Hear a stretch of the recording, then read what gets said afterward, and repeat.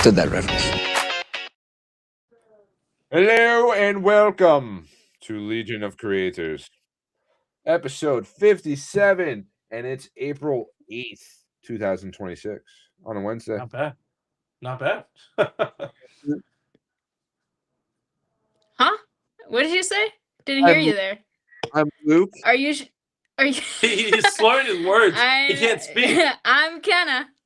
There And it is. I'm Joe, All the right, captain of the multiverse. Mm-hmm. and we'll be right back with the rest of the show talking about, all the new superhero stuff for the most part, If you don't know, then you're going to find out.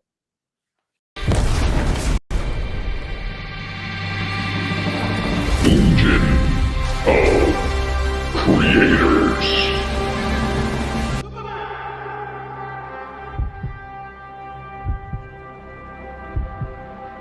Hey, buddy. Eyes up here.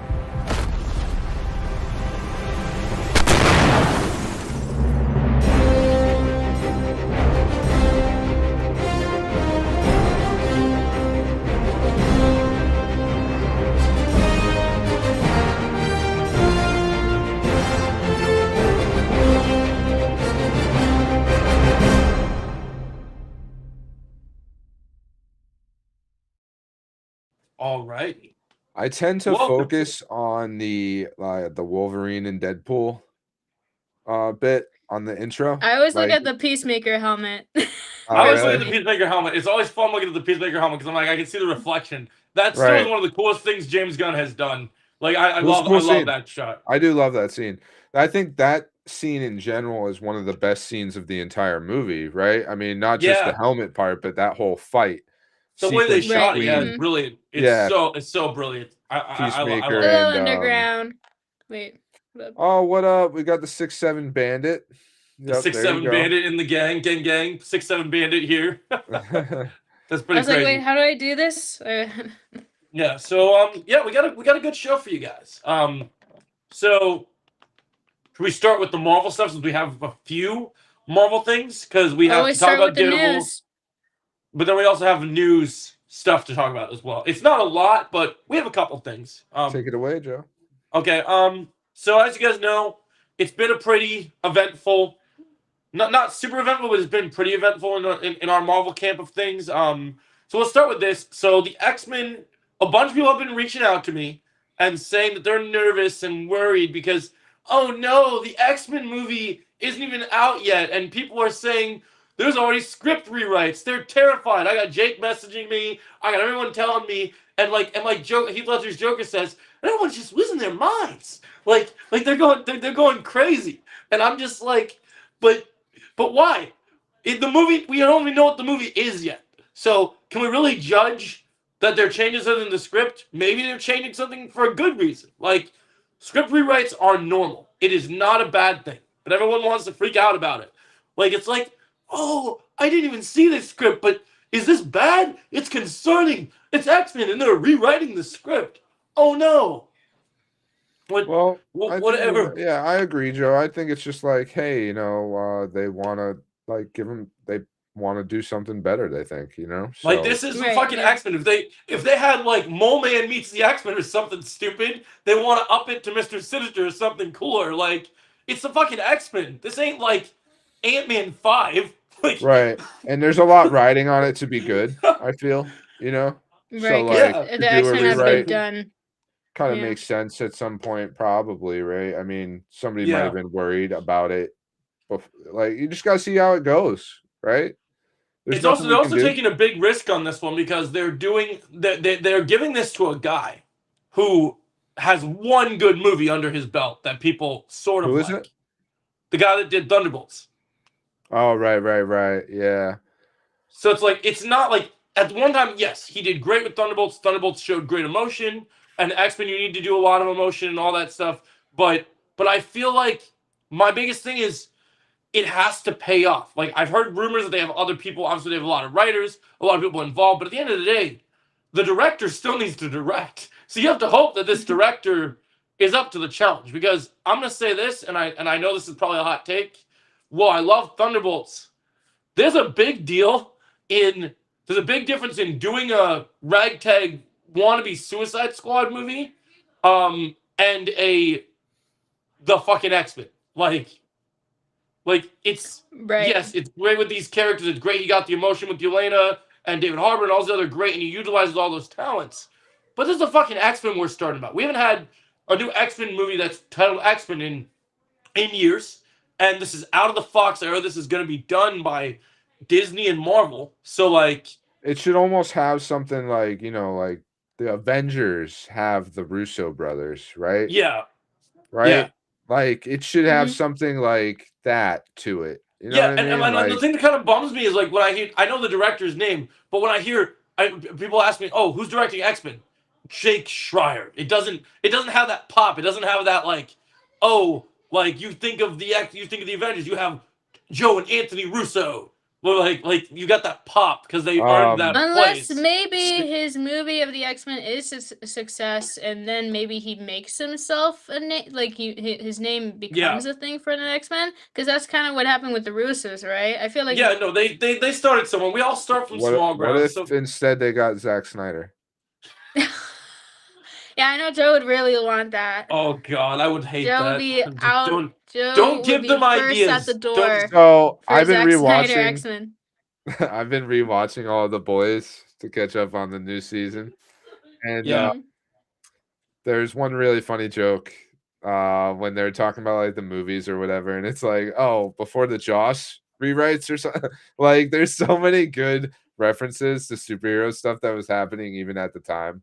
Like they were doing the whole Joss rewrites for Justice League. Oh yeah. Yeah, because he took over the movie before it actually Yeah. came out, and that's why they wanted the Snyder cut, right? Yeah, Whedon took over. Mhm. That's true. Right.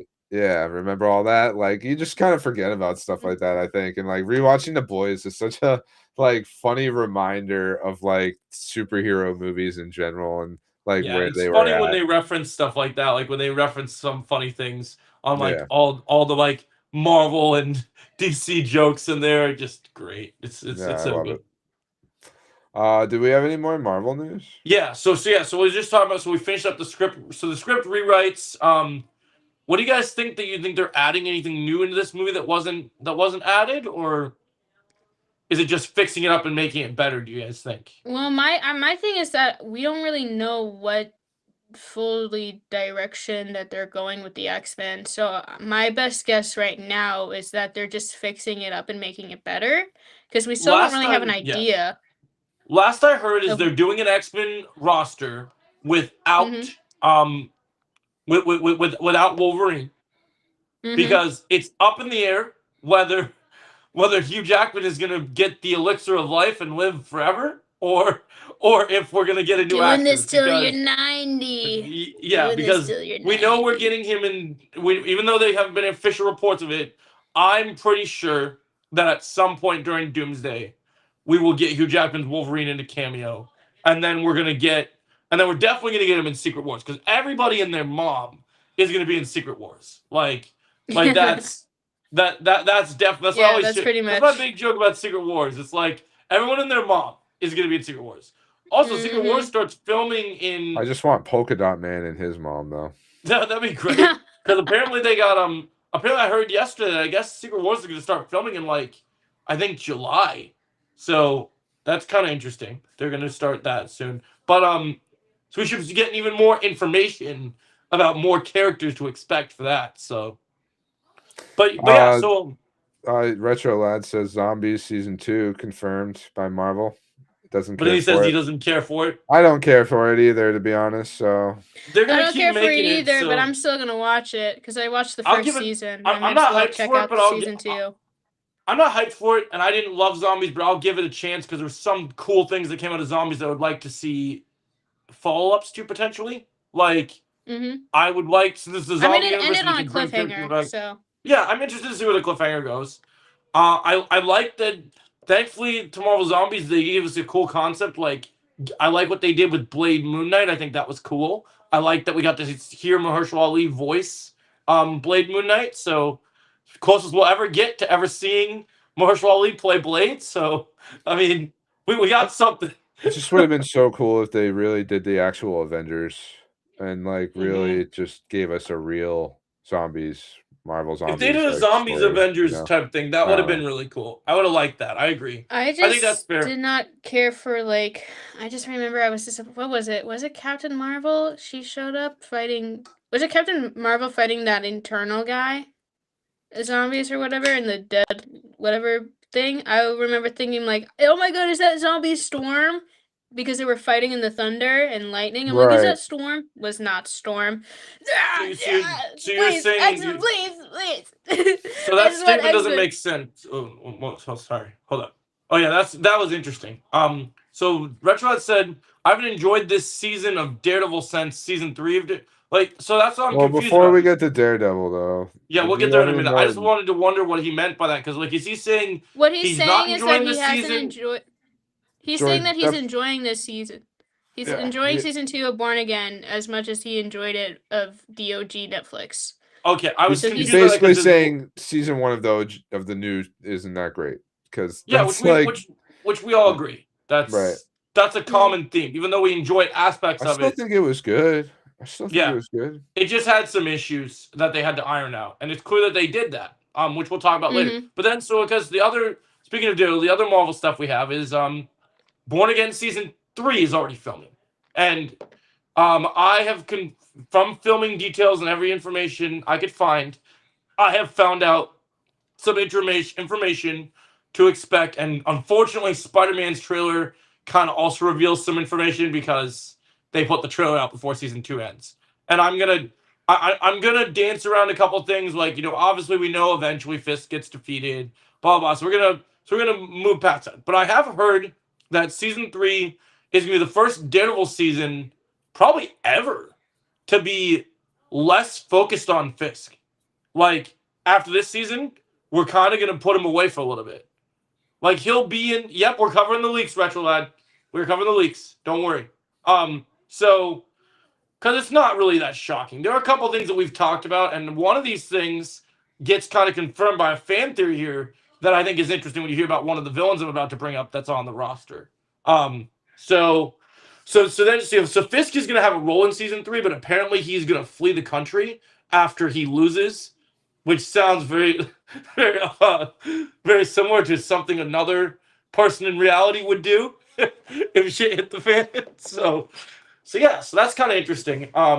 So what do you guys think about Fisk not being as involved for the next season of Daredevil? Do you guys think it's time for Fisk to go and save him for when we bring the whole street level Marvel throwdown type deal, or like? I think they need it's good because you get the chance to switch over to another villain, one that's been underutilized this whole time. Stiltman.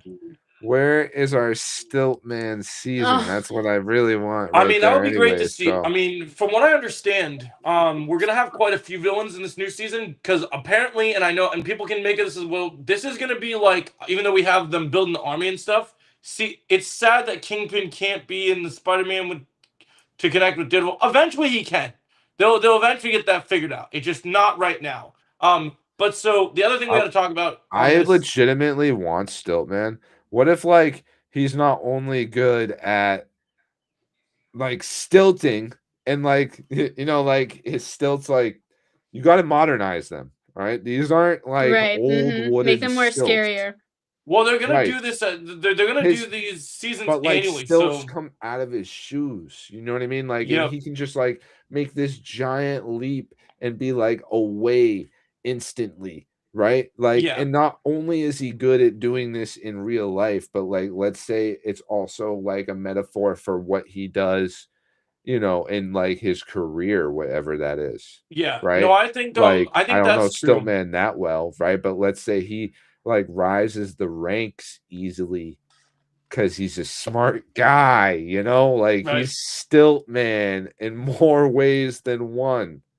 Yeah, so apparently what I heard in terms of the roster is, so while this season of Daredevil we're still kind of building off from season 1, and even though we know we know Jessica's coming in later in the season, Daredevil's getting his army, whatever, other characters are going to pop up. This season still won't be full out return. That's funny. I see what you did there.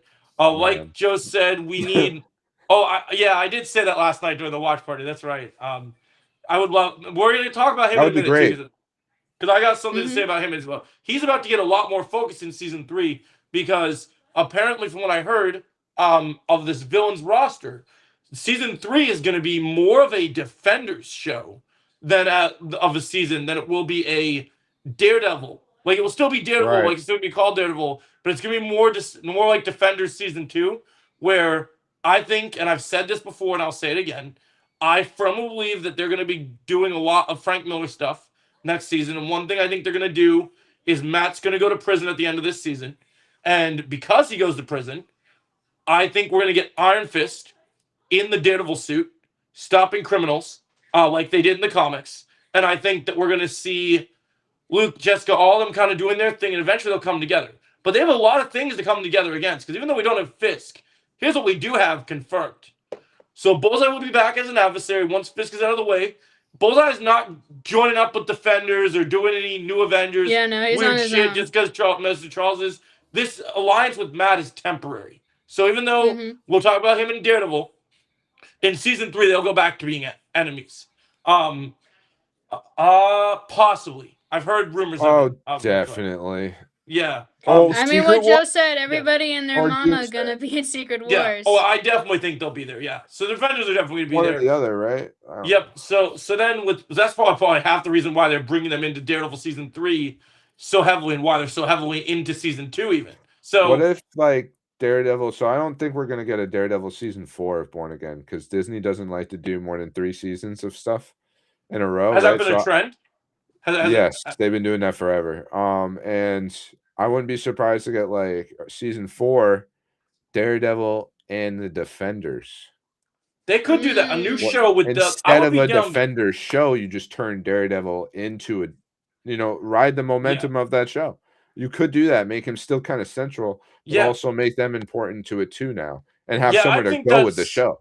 I think that would Just- be really just cool. an idea. So we have our Defenders. So we're gonna have our heroes. We're gonna do our cool thing where they're all gonna be together, fighting together in New York. And then Matt will be in prison, and then eventually he'll get out. What we have to go up against the Defenders will be dealing with the problems in New York. So we got Bullseye, we got the Hand, as we saw in Spider-Man. That's gonna be a big thing in season 3. And I see what you did with the hand motions. That's funny. And then apparently, well, I will not reveal the identity, even though it's been theorized for a while. It does sound like that Lady Muse is on the table as a confirmed antagonist for season 3. So whether it becomes Heather or someone else, we're gonna get Muse, the Hand, Bullseye, all as adversaries for next season. So, which makes sense because while the Hand is in Spider-Man, and while people like to say that the Hand is connected to Daredevil, the Hand is really connected to Iron Fist.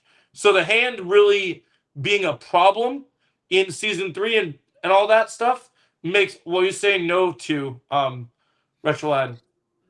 I'm confused. No, about just that. finish your thought. Finish your thought, Yeah. Joe. Yeah, sorry, that's right. Sorry. Yeah, so Iron Fist, they've always had a problem with Iron Fist. So I think that him being prominent in season 3, and we've talked about this for a while, so we can talk about the elephant in the room, because I know people like to spread rumors. The fact, yes, not only will Iron Fist back, but it will be Finn Jones. You guys are going to have to live with it. There's set photos that prove it. Finn Jones is still Iron Fist, so get over it. It's Hey, I'm sure let he'll him be still better. Yeah, he'll probably Yeah. redeem himself, So Mhm. let's give him a shot. Yeah, with Yeah. better writers. Yeah. So Yeah, I'm I just know people I'm like to down. bitch about it, so I'm just like, so I like to I put know that out people there. like to bitch about everything. Because I've been so. literally saying, like, I'm ready to know the Underground. Okay, yeah, no, but yeah. So, what do you guys think about what's on the table for season 3? Does it sound like you guys are looking forward to it? Bullseye in full circle. I think killing I people. do. I do think ahead, season Kenna. 3 sounds like it will be the best season out of the 2. Oh, like, I it also just gets forgot better one and better? character I also forgot one more character to add on that roster, because I don't know if Oh, she's yeah? a good guy or a villain yet, because she's tied to both sides. Elektra is Okay. also in season 3. Right. I was just actually I've been thinking about her. I think we're gonna see Elektra Elektra again soon. has also been seen filming. I just don't know, because So- when she was last used in Defenders, she was a villain with the Hand. So I'm trying to Right. figure out if she's going to come back. I'm going as to a- assume if the hand is coming back, that she's still going to be associated with them. But I can see her being like with them in the beginning, but then near the end, maybe not.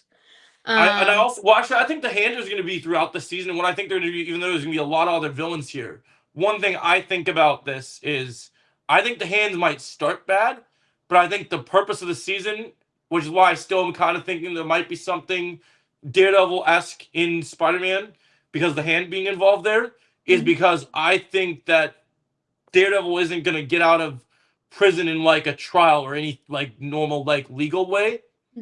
I think the hand will eventually be the reason that he gets out of prison, because I think that they're going to do the thing from the Frank Miller comics where Daredevil and Elektra are both leading the hand. Because the hand are leaderless right now. If you follow what happened in Defenders, all the leaders are dead. So Elektra probably is the current leader, but she probably can't do it alone. So they're going to con Matt into leading it, like they do in the comics. Because the other big thing, because the other big thing that we know is, and the last thing I'll say on this is that Daredevil, Charlie Cox, when he plays Daredevil, normally has like the stubble when he's as Matt Murdock. But the other thing that confirms the prison thing is when they're filming, Charlie has a big like bushy beard, which is what he had, which is what he looked like when he was King Daredevil in the comics. So I think we're getting King Daredevil in season 3, which makes me hella excited. So yeah. So to answer Underground, just to answer Underground really quickly, he asked why we didn't see the Defenders in Endgame or Infinity War, and to simply answer that, it's like, I mean, Retro said it already, but it's not even just the rights issue. It's just really because the Defenders just simply don't line up with the Infinity storyline at all, in no matter what capacity. I'm sure there's probably a version out there, maybe, but they just don't match up. That's all. Yeah, we never even heard like what they witnessed during, even though this is all meant to be somewhat connected. Did they ever reference like, did anybody like disappear during the blip in season 1 of Born Again a little bit? Okay, but then so it was they did a like, little bit. They just kind of like, okay, that happened, glossed over. Now it's Daredevil time. So they just kind of ripped the Band-Aid off anymore. Yeah, they just kind of ripped the Band-Aid off and went with it. All right, so so that's the Daredevil thing. The blip. Yeah, the blip. Who cares? Yeah, right. It's just a major 5-year thing. Who cares? Yeah, so that was the Daredevil thing. That was the thing with like season 3 filming happening. Season 3 is sounding very promising. I do want to say just more in depth of the actual episode 4 Daredevil is that I do think that this episode was definitely the best. I've said that before many times, but we're gonna get to that. That's coming. We're gonna all dive into the episode of Daredevil in a minute. Okay. That's our next I just want to say that it was really good. I thought it was better than I'm excited to hear your in-depth thoughts on why you thought it was so good. So we'll be getting there. So the other thing that we have is, so like I said, we got a new trailer. They like to do this all the time. For whatever reason, Marvel decided to release a trailer for the rest of this season of Born Again. While we're going to skip over everything that's in Born Again, I will make a nod that at the end of the trailer, they did start teasing up the Punisher special. And we got our first official proper footage, since it literally comes out right after Daredevil ends, because the special's dropping May 12th. And so, yeah, you get a good look at John Bernthal with a big beard and his new Punisher look. Nice fade cut. Looks like he's taking out some mobsters. I'm still really hoping, Matt mentioned this in the episode 4 review, I'm still hoping somehow, some way, I want one member of the task force to make it out of Daredevil season 2, just to make it in the special, because I want Pal to get the worst, most brutal death they can possibly imagine. So I'm really hoping that I just really hope he wants his way out. Because I'll say one thing, is what I love this season of Daredevil. I said it in season 1, but every time Pal is on screen, I just want to wish I could just hit him myself. Like every single time I see him, that's awesome, Retroland. I get so angry. So it's like, I want Punisher to just casually bump into Punisher, still wearing his task force gear with the Punisher symbol on it. And Frank just being like, "Oh, you think you can wear my symbol over here?" Like, I just want to see it, man. I just think that the special is the best way for that character to die. Just bumping into Punisher casually, just no reason for it. Just he's walking the streets of New York, and then there's Punisher just right there. Like, Joe, you have made a tradition out of becoming the Punisher on this I know. I show. can't help it, man. I love I- it so much, I- Joe. No, I love it so I- much. I was gonna maybe try to get. I was gonna be like, what do you think Punisher would sound Right. like? But I No, didn't even have to. I was just like, he's gonna do it. I just He's have gonna to. Every do time I it. bring up the Punisher, it's got to be my thing because it's just like I We need love to John make a Bernthal, the Punisher. Joe Punisher Compilation. Yeah. Yeah, literally. Yeah. Hey, bud. Hey, what? Yeah. Yeah. So that was really so yeah. So I think like I love how much you love. so I Punisher. think that was definitely that was my last Marvel thing unless anyone had any other Marvel things that they. Well, Kenny, you For said the you had a Marvel news? comic. Yeah, you had a Marvel comic to talk about, Oh, right? I mean, I did. It's an old comic. It's very short. I read a 2010 one shot of an X-Men. I think it was like X-Men Curse of something, or was it Curse of the X-Men? It was Curse of the X-Men, Storm and Gambit, and it's basically it's connected to a bunch of other short one shots comics too. But it's like uh vampires are trying to invade San Francisco. And so it's the X-Men and like Blade. Blade doesn't show up in the one that I read, but he's in one. And it's Storm and Gambit who are trying to get to this vampire island to like revive Dracula to defeat Dracula's son. And I just read it because I'm like, oh my god, it's Storm and Gambit, my favorite X-Men, and it's about vampires. I mean, it was basically the premise was made for me, and I was also just trying to read more X-Men or more Marvel things because I've been mostly reading a lot of DC. Yeah. It was a very good one story, and it was very nice Storm centric. Oh, they do reference DC that shill. they do reference that Storm in at this time of the story is married to T'Challa because they call her the Queen of Wakanda. Yeah, so and like it was a very good like I'm curious to read more because there's something like Storm has to do something that she doesn't want to do. And at the end she's talking to Gambit being like, I feel bad for doing this, and then like Gambit's like, hey, it's okay that you feel bad for it. It would only be wearisome if you didn't feel bad for doing the decision that you had to make. And then she's like, that's when I'm afraid that one of the next time that the line is gonna be crossed, I'm not gonna like something. So it was just like a very good one shot and very interesting to Storm's character. I'm trying to another DC comic that I would recommend after the Marvel one that I read, Batman Dark Patterns. It's written by Dan Waters, I believe his name is. Ooh.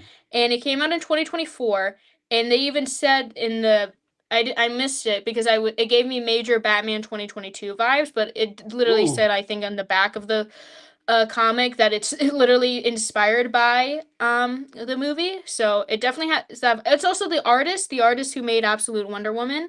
It did the art for this book as well. It's the perfect vibe of Robert Pattinson's Batman, but also this the classic Batman feel. Like he has the Batcave, there's the giant dinosaur, he has the big Batmobile, but it also has that tone in the story of Batman 22, just slightly different. Like it's a murder mystery, there's like fires happening, they don't know what's happened. And like 3 bad guys. I think like Scarface shows up. That was my big thing. I was like, oh my god, it's Scarface. But it's and then Firefly, I believe his name shows up. Wait, for those who don't know, because I was over here like Scarface from the movie Scarface, or like who's Scarface? I know, fake You know what I mean? Batman fan over there. Who's Scarface? Who's Scarface again? Scarface is the alternate personality of what's his name? Dr. Wesker. And Scarface is a puppet. From Resident Evil. Resident Evil. No. He is a puppet mafia boss, Scarface is, and Wesker controls the puppet because he's a ventriloquist. But what's interesting is that not only is it Dr. Wesker, but someone else takes over the Scarface personality in the comic, and that was very interesting, and I like that bit. And then there's a new villain, or I think it's new. I never saw him before until this comic, but I think Child of Fire is his name. That's the big bad of the comic. Okay. And it was just a very good. I think it's only what 8 issues. Yeah, and I read it all in one night, and it's very captivating. It's just a very good Batman comic. I feel like a lot of people aren't talking about it, and it came out in 2024, so maybe they did talk about it during that year. And obviously, I'm just now getting into comics, so I'm a little reading through different timelines. And what's it called again? Batman Dark Patterns by Dan Waters. Okay. So That's 2024. Yep. Just for anybody who is interested, you know, it's nice. Okay. To have it especially there if a couple you're a times. fan of Batman in general, or you're a fan of Batman 2022, the movie, I would recommend reading it. Or just a comic fan in general too. Just read Right. it. Yeah, you were saying it has vibes like the Batman. Well, Yeah, that's kind of The that's kind of Batman. cool. The Batman. That's kind of cool. Mhm. That's Those really are my 2 interesting. comics that I read recently. Of course, I'm caught Okay. up on my absolutes, but that will be for Right. another. Can't get Well, into that's that right awesome. now. That's cool. All right, so I guess we Mhm. should start talking about shows on the podcast then. So I guess since we're talking about Marvel, we should dive into Daredevil. Da-da. Yeah. So this week we got the 4th episode of Daredevil Born Again, season 2. So this was the Bullseye centric episode. So and from so centric that they even gave us the very moment of the beginning of the episode with literally him just like seeing what his life is like on day to day for this psycho assassin that starts off pretty brutal. You're such a good boy. He's such a good boy. You're such a good man. Or whatever his neighbor says to him in Yeah. the beginning of the episode. Yeah. And he clearly, you know, he gets along with everybody. He lives his life. He's got OCD, it seems like. Yeah. You know, I'm surprised he didn't like start fixing all the napkins and the forks in the diner scene before he drinks his milkshake the and he's looking at all Banana milkshake. I just love that he throws Frank Yeah. Castle under the bus in the diner scene to call the ATM over there. He's like, he's Well, got he a was gun. using him as bait, essentially, trying to be like, "Hey, Yeah. come here, Yeah, right. come here, task force." Yeah. No, it's funny though. hmm And it just takes them all Yeah. out. The fact that they did that in a kitchen where he literally like he normally always carries knives on him, but like the fact that he had like forks and like an entire kitchen of this, well, it It's was just, great. that scene was the perfect way to start the episode. And what I love about this episode is not only do you have like Bullseye showing up and taking out the task force, but we even got like this episode is so jam packed. We even got a Bullseye and Daredevil like rematch, which we haven't had in a while. Because we did have a fight in season 1, but we got a little bit of a moment between them when he meets him over in the church area, or where his apartment is. So I thought that was really cool. That we got that, and of course we'll talk about this more later in the review. But we also have the big banger at the end that we all knew was going to happen. But man, I would not I want to didn't take expect it to happen in this episode, so that's why I'm like, I knew it was going "Whoa." to happen this episode. For some reason, something about Marvel and just in general events, bad things happen at big promotional boxing matches. I don't know why. I just have a feeling that bad things happen at these big global events. It like, you know, you look at what happened in some iterations of Matt's father. Matt's father is killed in a couple different iterations of the story because during where Kingpin takes place at the boxing match, like in the Ben Affleck movie, they did it that way, and I think there's a couple comics where they even told that story too, where he gets taken off. But like, so they're just in general, you see these bad things happen. They've been toying around with, like, I knew the moment that Vanessa was there, I was like, yeah, she's gone. Like, I was like, okay, he's gonna send her away. Is she gonna actually stay away? And then, nope. And then she's gone. Like, and the one thing, it took me a minute because when I saw it, like when I saw the stuff, when I saw it all got potentially stopped, the way the camera panned, I was like, wow, Bullseye actually missed. And then I was like, he doesn't miss. And then I looked at and I was like, yep. Like when I saw that chunk of the like trophy in her head, I was like, The oh, shard in her, yeah. yeah. So this is a really good episode. It's got top tier. I like the dialogue in this episode. I like the action. I think it's really good. Great episode. Yeah. Great episode. Yeah, I think it was really good. I really liked how they did. I agree with Kenna. I think it's the best one of the I season agree. so far. I think we're all on the Cool. same page. Even though I was one of the people that liked the particular prison fight with Swordsman and Daredevil in episode 3. Right. I think this is Like a I much said- stronger episode. And like I Retro said Labs in the watch party earlier, it's like episode 3 wasn't bad, but without that prison scene, like if that episode didn't have it, it probably wouldn't be as good. as highly regarded. But I think with episode 4, it's like hit scene after hit scene. Like I was like when Bullseye was in the diner, I almost said bullet, not gonna lie. Yeah, I've been well trying said, not Bullet, to call. not gonna lie. It's just I'm so used to doing that. Bullet strikes again. Bullet, Yeah. yeah. Yeah, Bullet comes back.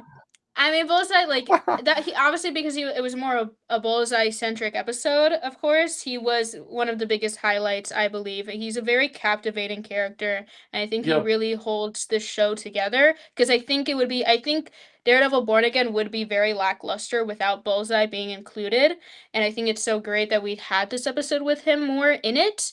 Like, the diner scene, and like he acts very nice and to the lady, and he's like, this is the best banana milkshake ever. And then he calls the task force, and like he goes, he kills them all, and then he uses the ketchup like it to when like he's do his talking to the- signature. I like it when he's talking On to the the door. civilian in the diner with the dog. Oh, with the and dog, he's like, yeah. and he's like, I'm Mhm. one of the good guys. Yeah. Oh, And he's man, like, please that's don't kill good. me. Yeah. Yeah. And then he's like, dogs in restaurants very unsanitary. And he's like, please don't kill Yeah. me, please don't Right. kill me. I thought that was good. Yeah. And then like it's Matt Murdock is in the church and asking for Bullseye, and like Bullseye, like Luke said earlier with the apartment scene, with the lady, and then also just like the conversation that Bullseye and Daredevil had where he's like, I'm gonna do the thing that you won't do. And he's like, don't turn Kingpin into a martyr, which I think is a very great standpoint between, again, with the ideology of Daredevil being like, and like how he has conversations with Frank is like, I don't believe in killing the bad guys. I want to actually make them serve time and serve jail because I think Yeah. killing them makes them get away with it too easily. But then you have like Castle's side of things being like, well, if I just kill them, they won't do their crimes ever again. And Bullseye's on that side a little bit, not to the same extent as Castle is, but a little bit there. But I think even though we would obviously want Kingpin to not be the main bad guy anymore, doing like the task, or like using the task force and whatever. But Daredevil is right in the sense if Bullseye were to kill Kingpin, everybody in New York would like. I keep thinking I Bullet. know. Yeah. Bullet. Just kidding. That's crazy. Bullseye would make, even though he would get the job done of getting rid of Kingpin, and Kingpin does have his fair share of haters in New York City that are not, vigilantes. It is just the random Yeah. civilians. There's obviously also people who are in support of him. So if Kingpin did die by Bullseye, not Bullet, Bullseye, Kingpin, he would be essentially turned into a martyr. There would be people being like throwing, memorials for him, or like, it would be a Right, big deal. 100%. And Daredevil wouldn't want that because that's not right. Daredevil wants to take Yeah. down Kingpin the right way and the proper way And to show everybody how the first truly time- corrupt he is. And for the first time in his presidency, I thought maybe it is better if he doesn't get assassinated. Yeah. Like, all right. Thanks, Daredevil. You gave me a new Right. perspective. And I Yeah. was thinking that too. I'm like, damn, you're right. This would be like, yeah. But I'm trying to. I had something else, but no, it's like obviously the reason why Bullseye got Vanessa is because Vanessa was the one who ordered him, and he's like, I don't really like this chick. And obviously he knew it would get to Kingpin, obviously to a core. And also Yep. I think I'm excited to see again, like I said earlier, what I liked about the conversation between Bullseye and Daredevil, and they did bring him up. They did, but I'm expecting they're gonna bring him up more again, where it's like, well, I killed Vanessa because it was Vanessa who told me to kill Foggy. She, Yep. trying to redirect the blame. Well, I And then think we might Daredevil's see like, no, more no, of don't that. twist this on Foggy, I think we might see more of that because now the one thing I'm Mhm. really interested in finding out about is I've heard next episode, because of the death of Vanessa, I think next episode we're going to have, I don't know, I hope it doesn't contain the whole episode, but I think we're going to get a decent bit of flashbacks next episode, because I think we're going to get, I've seen that they brought the actor back for it. So I think we're going to see Fisk's henchman, Wesley, because I heard the actor had filmed like redone scenes from the Netflix show. Oh. And then we do know, even though he's not coming back officially this season, I do know that they shot behind the scenes new flashbacks of Foggy. So All right. I think we'll see some Foggy in this next episode, and I think we'll see. But I'm wondering, because it's a cliffhanger I miss when they Foggy. when they get out of the window. I'm wondering at the end of the episode, I'm wondering if we're gonna see Daredevil and Bullseye in the next episode on the. Yeah, I reckon Vanessa's funeral. That would make sense. You But reckon? like, I'm wondering if like we're going to show in this next episode them on the run from the task force now, because the way that they escape, Retro's throwing is Southern American and not South American. because the but, way they went, Southern North. because the way that they went American. out of the way that they fell out when after Bullseye kills Vanessa, Daredevil grabs him out the window, and then they start running to like where he runs after him, right? So like, is he gonna just be chasing him the next episode, and then they catch up, or like, I wonder what's gonna I happen. think that's how. I mean, that's how I think the episode should start, but I don't know. Could not possibly, but I hopefully do it think. starts that I think way. it is. I think it is most likely it's going to be like a smooth connection where it's like, Daredevil's chasing him and then they catch up. Yeah. And then I think what's Um, ultimately going to happen, even though Daredevil doesn't like what he did, I'm sure that even though Karen's going to be furious about it, I think that Daredevil and Bullseye will, for this part, now be painted both in the same light, because Fisk already wants to get Daredevil, and now he wants to get Bullseye twice as hard. So now the task force is going to be after both of them. And they were already putting hard pressure on Matt, and I'm sure that Bullseye was still on that list somewhere. But now I think that Fisk wants Bullseye more than he wants Matt. And he still wants Matt quite a bit, don't get me wrong. Because he'll Right, but always be Daredevil Bullseye- and Kingpin. Yeah. And I also think that, you even saw it in shades of this episode. We're about to see a whole bit of Kingpin that we probably have never seen in this universe. Because Again, more violent. I mean, the cracks. With Vanessa gone, he's gonna be very He's not gonna be like very changed. uncaged. Yeah, Yeah. I think we're gonna start seeing the crack show. Yeah. We're gonna see like that. The governor that she just got to agree to back them obviously isn't going to back just him, right? So that's gonna be one of the first things to fall apart. I think the rest of the season is gonna be like, like the seams literally falling apart on him. Him like everyone's gonna start seeing him as a criminal, right? Like. And it's going to end his term. My hope for the mural. And he's going to go back to being. Yeah, Kingpin. my hope is, because we know we have to defeat him in the end. My hope is that even without the mural stuff that happens, I still think that there's going to be a point in this season where, with all the events that have been leading up to this, I think that that Fisk is going to just find another way to go after these vigilantes hard for his own, for like revenge for what everything happened. And I think that he's probably in the next couple episodes, like, as we can see, Daredevil's still getting more and more allies.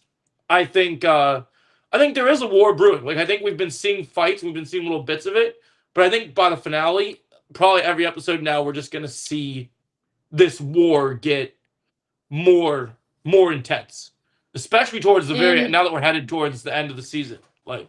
Right. And I also think not only is Kingpin gonna, crack and Mayor Fisk is gonna crack and then Kingpin really comes back. I also think, especially how he acted in this episode as well with BB, I think we're gonna get more. I think because Vanessa's now gone, right? I think Kingpin is also gonna even be more getting his claws into Daniel more and trying to make him the next Kingpin in a way, especially with the way that when they were going to the boxing match. When BB was asked for a photo, he's like, I didn't know I was on a date with a celebrity. But it was like a joke, but also it was very much of in the way that he said it, his tone, it was like almost like a mixture of concern, but also like threatening in a little bit of a way. Is my best way to describe it, because like it's nearing that. It feels like it's gearing towards what we've talked about before, where it's like Kingpin is gonna make Daniel do something to the BB report, like something, something. Yeah. Do you think? Especially with that Vanessa's he's- gone. I feel like Kingpin's gonna be like, well, my wife's dead, so you got to kill your girl to prove your loyalty to I me. mean, I'm You know, just I can wondering see if that he's happening. if Fisk finds out about BB because of the history of BB and who BB's connected to. I'm Mhm. wondering if Yeah. I'm wondering if BB is actually going to, like, if he finds out, is it as simple as sending Buck to do it, and Buck forces Daniel to do it, and we push Daniel down this dark path, or because of what he already had done to her uncle, is he going to be at a place now where he's so angry and such a loose cannon that that he's going to have to take matters into his own hands as well, because he's done some dark shit. But Right. how old is BB? She's pretty young, right? She's like the If same age you- as Daniel. They're like early 20s, aren't they? They're like Okay, 20. so it'd be like killing I'm an assuming. adult, but he Yeah. hasn't he But hasn't still ever young murdered. adult. He hasn't murdered any females before, right? Like, is he not, like, he hasn't killed anyone that's a girl that we know of?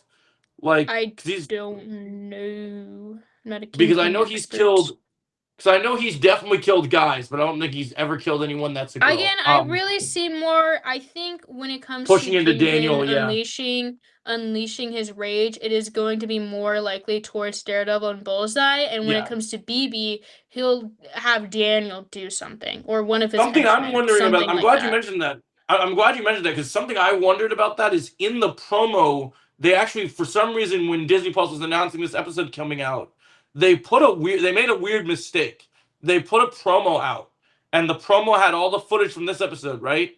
But the Mhm. promo ended with something that was not in this episode, and it was a scene that I think is later in the season. I don't even think it will be in episode 5, but it is in an upcoming episode, and it is that we're gonna get a rematch, not with Defenders, but with a one-on-one between Daredevil and Fisk.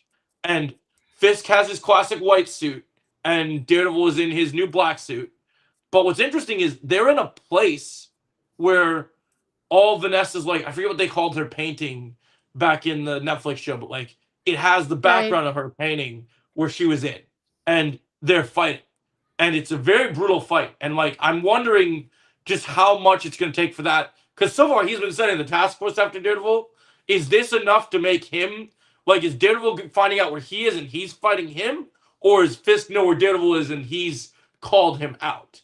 Because that's what I wonder. Like, what's it I going to can be? also That see Fisk being like, "Hey, Daredevil, I'm at this location.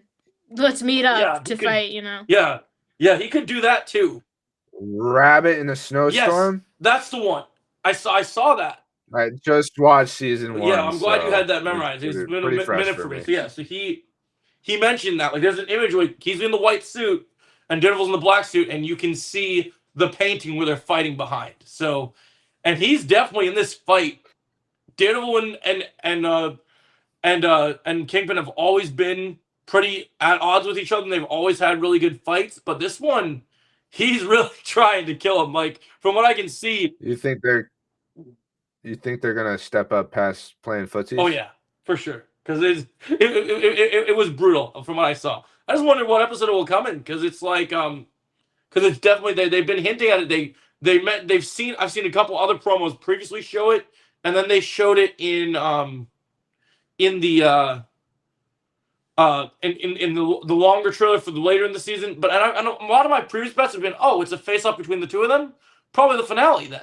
But they keep showing it like it's coming soon, and I'm just like, so I'm hoping that it's just that they made a mistake, and it's because I don't think it would be episode 5, because episode 5 sounds like Yeah, no. Bullseye and I don't Daredevil think on it the would be run, episode 5 Vanessa either. funeral. If I had to guess, if it's not the finale, maybe penultimate, maybe the thing that Daredevil needs to get the other heroes involved in is maybe episode 7. This would be a really cool direction for a superhero show to take. And this is just a theory. I don't have any information on this, right? But because he's so enraged and so like unhinged now, imagine if Fisk actually beats Daredevil to a bloody pulp in episode 7 to lead into the finale, and like he has to get Well, right, 'cause Jessica on the. Yeah, I was just gonna say that, you know, literally in the first before the show came out, the trailer was, you know, Daredevil down on his look, and Jessica's like, "I'm here," you know. So Yeah. I So can is he see in the that church happening. because he lost? Is that what that's that scene is gonna be? Do you think? Maybe, Do you think he tried I to don't swing know. at But something's Daredevil gonna happen. and Fisk just beat him so bad that I mean, he can be in the church either Yeah. way, just because it seems like he's kind of starting to come back to it. Right, We see he- that yeah, in he's this starting episode, back right? to- The first yeah. time Yep. he's in the Yep. church in a long time. One thing I want to say about the show in general, Yeah. though, is the pacing this season has been incredible. yeah, Mhm. agreed. Like, yeah, no, like, just it's been good episode after good episode after good episode. Like, coming from Invincible, where it's like there really was a dip in one of the episodes, and the rest of the season's been really Yeah. good. You know what I mean? Like, Daredevil hasn't really done that, even if it has still building in the beginning of the show and Yeah. everything, and like this is the best one so far, right? Like, it's moving. Yeah, Like, something I could see out of a show like this is this fight that just happened with Fisk, like that being built up towards more of the end of the season. yeah, Like, I was watching it, and part of the episode, I was like, I wouldn't be surprised if they pushed the fight off to the next episode. But they didn't even. They just Yeah. did it, you know. Like, and I like that. I like the pacing's good. We have time for a lot more. Like, I would have never expected to have already I mean, seen they the boxing they had to match get in this. episode They had to 4. get this boxing match done and out of the way because I think from here on out, the whole season now, because we have, let's see, 5, 6, 7, 8. I think 5, 6, and 7. From this point onward, there'll be story moments, and like we'll probably get the flashbacks like we talked about. I think it will also be straight out action from here because I think this is where the war really kicks into high gear. Like at the end of episode 7, not episode 7, episode 3, after the prison break, you know, we had the thing where they blew up the ship, right? I think that starts like the chain reaction of like from here, the task force has been bad, they've been doing bad things, but now the people start to stand up, and now they start to, as time moves on, the people are going to start to rally behind Daredevil, and like even in Chip Zdarsky's run, they have where citizens literally start taking Daredevil homemade masks and going up against the task force. So we're definitely getting to that point at some point. So I think right now, like if I had to make a prediction, I think Jessica's coming in episode 6, and I think 6 and 7, Daredevil and Jessica are just going to hit the task force where it hurts. Which ones? What'd you say? Which ones? Which Episode episodes? 6. I think episode 6 and 7. 6 6 and what? oh, I see. Oh, I see what you're okay, doing. okay. 6. Oh gosh, I just had a fallen out. I didn't say it the other way. I said, dang it. But episode 6, separately 7. Those 2 episodes will. I think that's where you're gonna get. You're gonna get Jessica in a big way. Like I could see after episode 5, maybe something happens where Matt. Maybe the ending of episode 5 is the fight with Fisk. Then maybe after the funeral, because I'm trying to think what's gonna put Matt in that church. Because in the trailer, the church is the Matt we see in the church is depressed about something. Like he's not And Matt's always depressed about True. something. But this season so far, you know, he's got Karen. He seems happy. He's trying to stick it to Fisk. Like he hasn't had any moment this season where I feel like yeah, Bullseye mentioning Foggy and shit. That definitely hurts, and he's still feeling that. But there's got to be something that pushes that. I think it's needle a for mixture him. of Foggy, but I also think Daredevil. He doesn't. I think Daredevil is lost in the sense of like he doesn't know how to handle. Like with not only is he trying to take down Kingpin as the mayor, but like now he has Bullseye, and then like you know the Foot, and then Punisher, and then Elektra, or like Elektra coming in Yeah. season 3, or like you know now the Yeah. Defenders are coming back, and I think that's another thing too. I think that's why the Defenders are gonna come back, and like you said, Luke Cage is gonna be the other surprise, you know, comeback, not just Jessica Yep. Jones, Yeah. but because they're like, hey, we see that you're lost, Daredevil. You can't do this by yourself. We're here to help you. And I think that's why I like that he's going back to church, because I think what we've been missing from Daredevil Born Again is his connection to being Catholic, and I think that's a nice touch Yeah. that we get to see back into his character. Yeah. So yeah, I think the one- he's not only is he lost in the direction of what to do in this situation that he's in, but he has also lost his faith in some way because of this situation, like all the tragedies that he's in. Like Yeah, not only he's just went through Foggy so got much. killed, but also you know, White Tiger. Like he Yeah. proved his innocence in court only for him to get shot. You know, and that's gotta hurt as well. What did you mean the hand? Did I say Yeah, the foot? you you said said the the foot. foot. Oh, sorry, We're not wrong talking ninja turtles. thing. We're not Wrong talking ninja turtles. clan. Oopsie. Just You think know of it what's this so way, funny once- about that, Joe? Actually, I was gonna bring this up to you. So when I showed our dad the Spider-Man trailer, Brand New Yeah. Day, I was like, yeah, there's the hand, and then he's like, so is the foot gonna come too?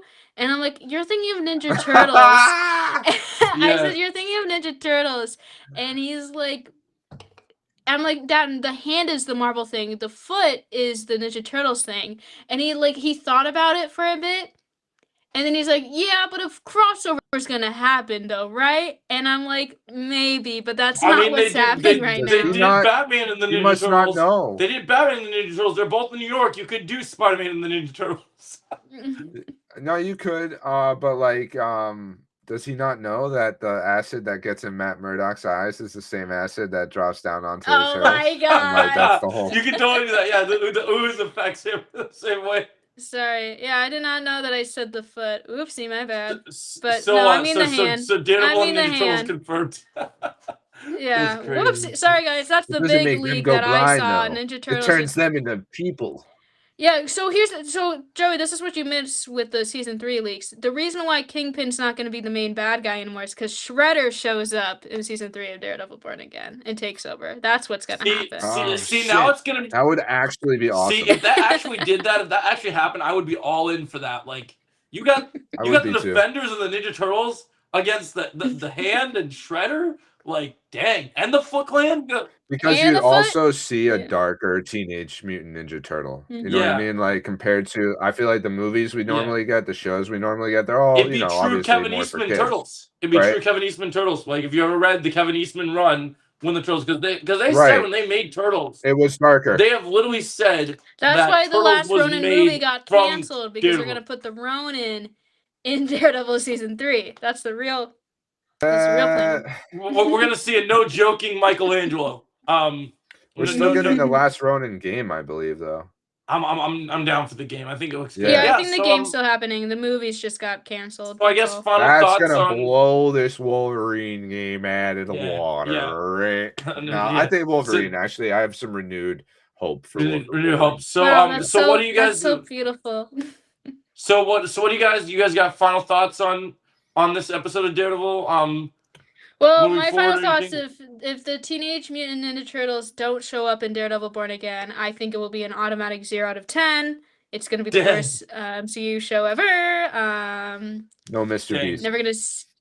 No Mr. No Beast. Mr. Oh my Beast. god. 0 out of 10 Oh every my That's time. no crazy. Mr. Beast, no Teenage Mutant Ninja Turtles. I mean, this show is just poop from a butt. I would rather see, if you were a reviewer, that should definitely be your ranking. I would love to see. I'd rather watch The Rock That- wear a wig.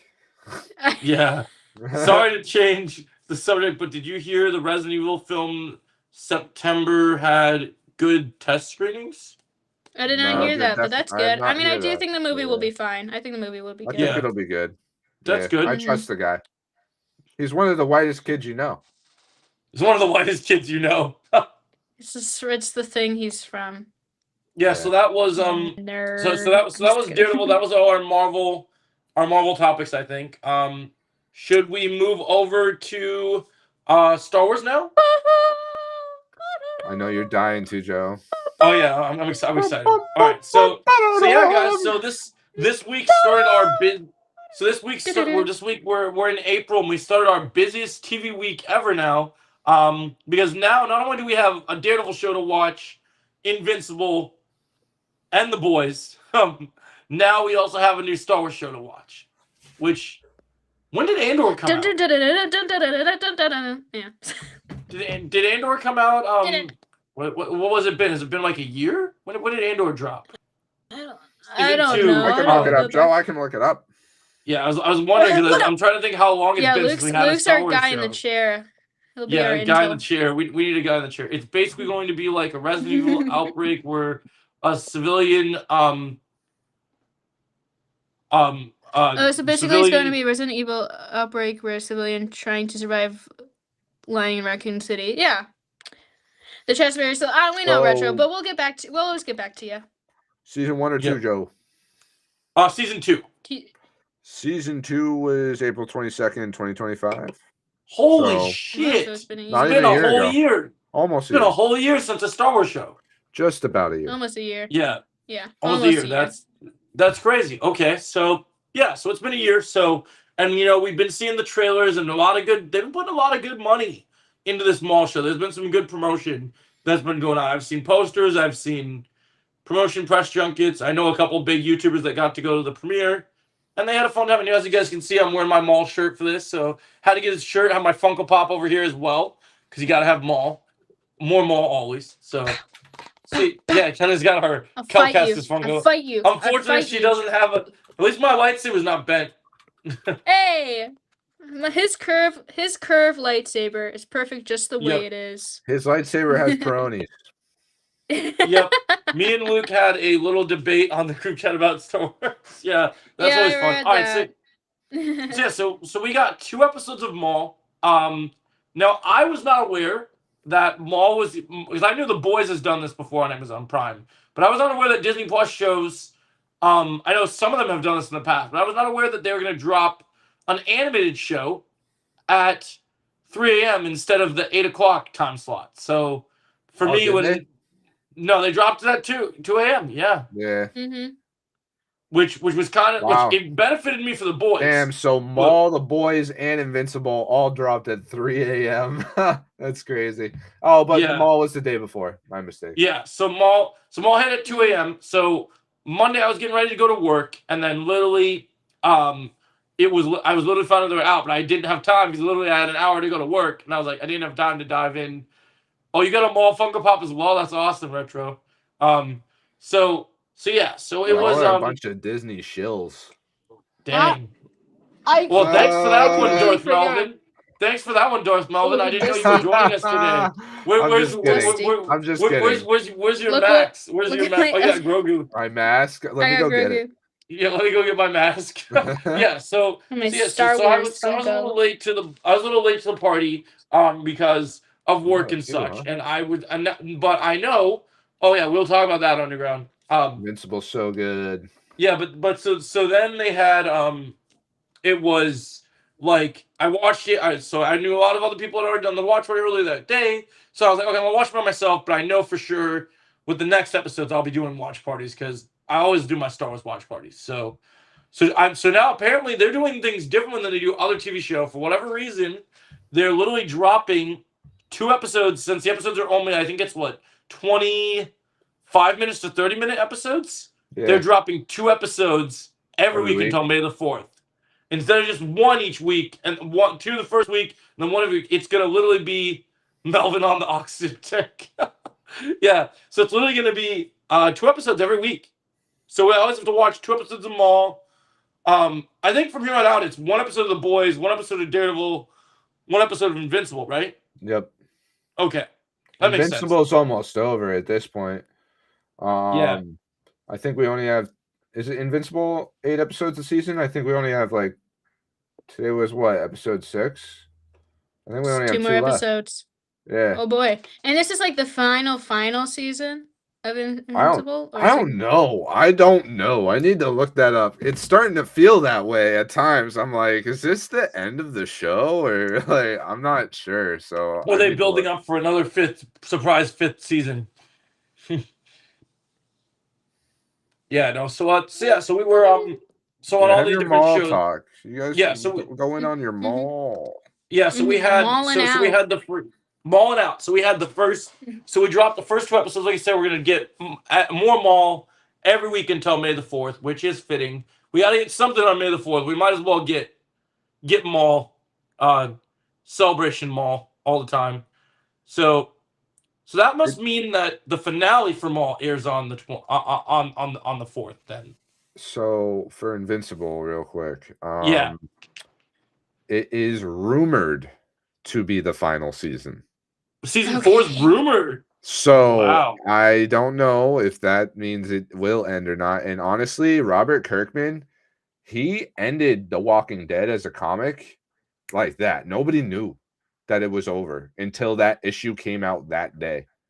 He kept it a surprise. So I wouldn't be surprised at all to see him do the same thing with the show and just be like, yeah, that's the ending of it. Didn't tell anybody this would be the final season, but it's over.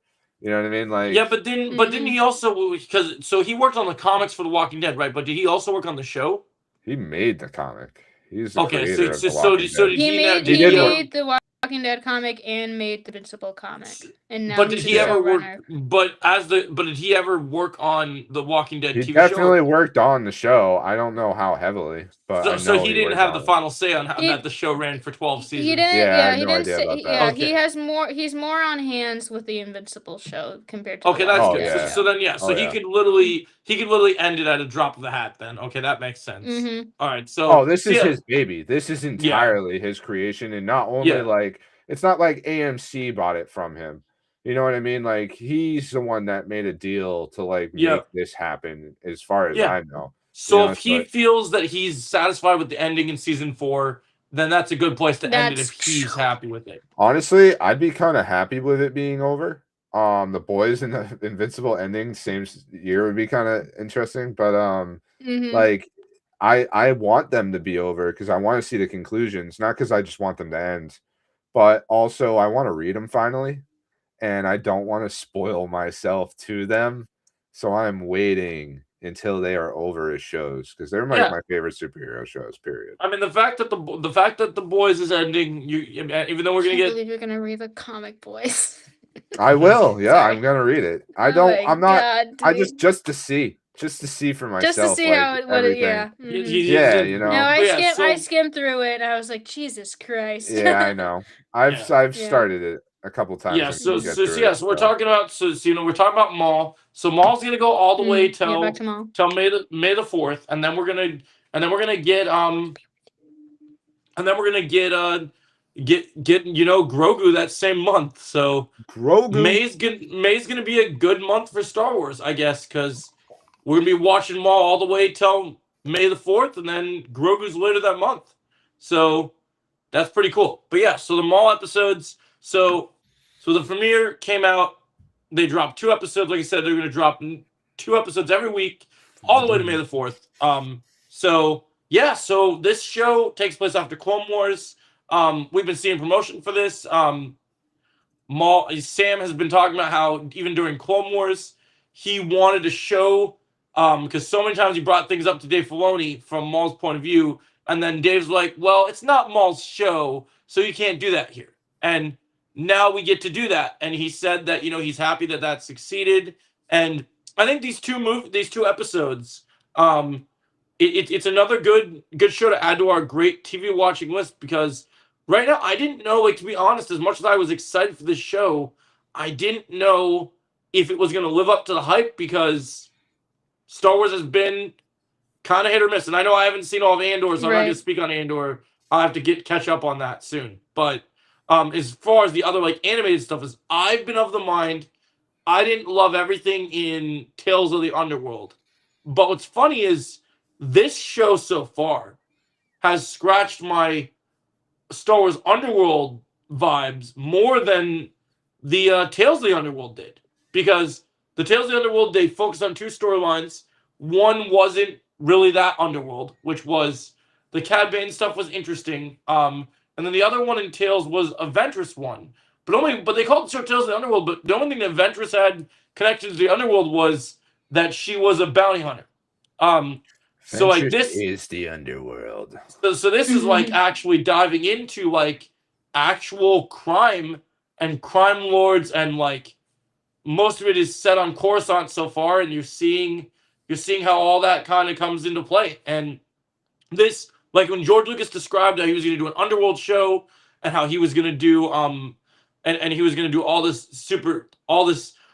stuff with Maul in the future, like how after Phantom Menace Maul was going to come back, and Maul was going to before Dave and him had conversations about Clone Wars, Maul was supposed to be the real. There was no Palpatine was coming back. It was supposed to be Palpatine was to stay dead, and Maul was going to be the main antagonist for this trilogy of stories. And now, because everyone's been pretty happy with how Maul died in Rebels, they've changed the timeline. They're giving us what we want, but now you're going to see this time period where Maul is running his criminal enterprises when Palpatine is still running his empire.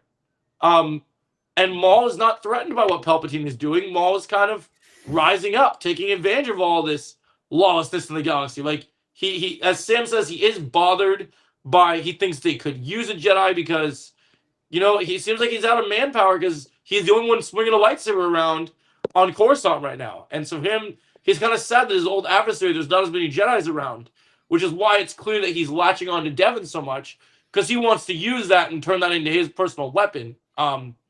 And even though he's still swinging around, and Maul in this show so far, I saw people say this, I totally agree with this. There's a couple shots with Maul in here where the way that he's operating, he lives up to the reason to his name in the show. His group's name is called the Shadow Collective, and he lives up to that in this show because with the Whispers of the Empire out there, he's doing things in such a shady way that like there's times in this show in these episodes where like when he's like, yes, there's a couple fight scenes in the first episode and stuff, which is cool. That the first episode was very action packed.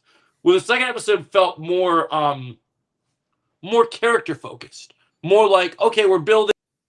Oh, he's gone. You're Oh, It kicked me out for a second. you're good. Yeah, but I'm back. I don't know what happened. It just like kicked me out. keep talking. Keep Yeah. talking. Yeah, about so in the second episode we had Lawson. They introduced him. In both episodes they called him the Shadow in Rebels. Oh, Maul. Okay, that makes sense. Yeah, so because he did, and there's a couple scenes where like when he gets like the classic Star Wars hallway fight tradition. I like that. A lot of people reviewers said with this show that Maul is kind of like Jason, and Jason like from Jason Friday Bourne? the 13th. Yeah, Oh. no, Jason from Friday the 13th because he just Okay. shows up and he's just kind of chopping up people, and he's doing it in various like smart ways. Like I like that he could easily just kill people, but I like that he's definitely doing it with his like way of like he's being very aware of like he appears as like a shadow, then disappears, gets in and gets out, and like it's really interesting how like the politics of everything are kind of coming to play. Like it's interesting that Maul's existed for so long, yet these people in Coruscant have no idea of him. Like they know that they have alien races like Maul's species, but when they look for Maul's file, the Empire has all his details classified. And so I think that that's super cool. Like I like the idea and intrigue of this. I like how Maul, when Sam, you give Sam credit where he's due. Not only did he get to get a show where he gets to voice Maul, like we love his voice for Maul. Oh, we lost Kenna now. But we also get now she's back. But we also get to see Maul. We also get to see like him be like actually like I know he like helped co-write the show because this is his baby and he had so much passion for what he wanted to do with Maul. And so I like that you get to see him as this crime boss because that's what all I wanted from the Boba Fett show was on Tatooine to see a crime show of Literally. Boba just being like, hey, this is the thing, I'm the boss, and if you disobey me, I'm going to off every one of you until you get my point. And I like how Maul's like standing here with his little Mando group, his little Shadow Collective, and in Clone Wars they introduced this big thing where Maul teamed up with. He was supposed to just team up with Vizsla for a little bit in the Mando household, and they were supposed to kind of be a team to take down the Duchess. And then so they devised this plan. Oh, let's use these crime lords as cannon. They let these criminal enterprises as cannon fodder, and so I can make myself Vizsla look like a hero. And when he has this fight with Vizsla, he talks to his brother and goes, "Well, actually, I don't want to do that anymore. I think what I want to do now is I have a different vision, and it's my vision. And my vision is to fuck being a Sith, fuck doing this. I don't just want to rule Mandalore like all these other chumps over here. I want to be a crime all these lord." other chuds. Yeah, he's like, I want to be a crime lord. I'm not Darth. I'm just Maul now. Maul, the crime lord, right? And so Mhm. one of the things I love about this show too is Sam even opened up about this in an interview. Sam is still pining for that Maul video game to happen, and I really hope that they finally make it because I've been waiting for a Maul game. I'll be the first one to sign up. But just like in general, the whole like the show, like the almost neo noir. Like I've seen people compare it to like Arcane and stuff, and I love the animation style. I think the animation is really pretty. I like the way that the underworld looks. I like even though we haven't seen a ton of fights yet.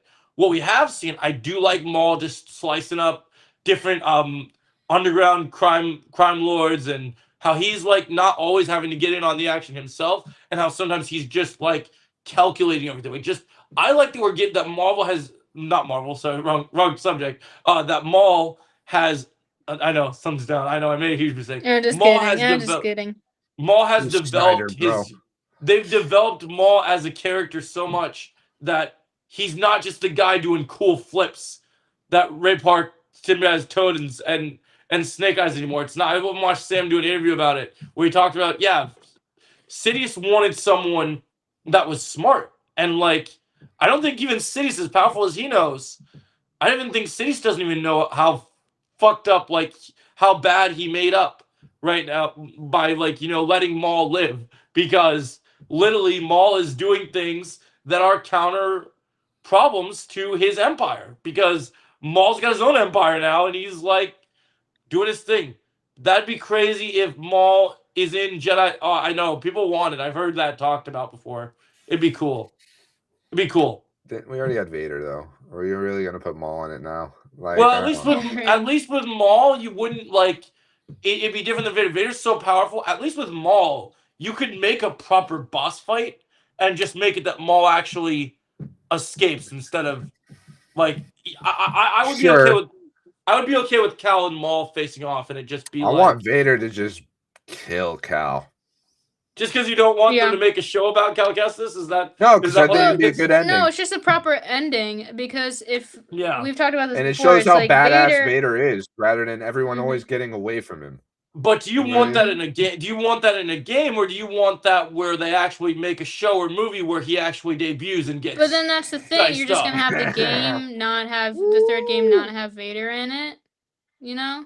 Because I think it'd be really cool for Vader. What I would really like though is like Vader had a role in the second game a little bit, and then Vader was the one that Cal was scared of running from in the first game, and they did the Inquisitor thing.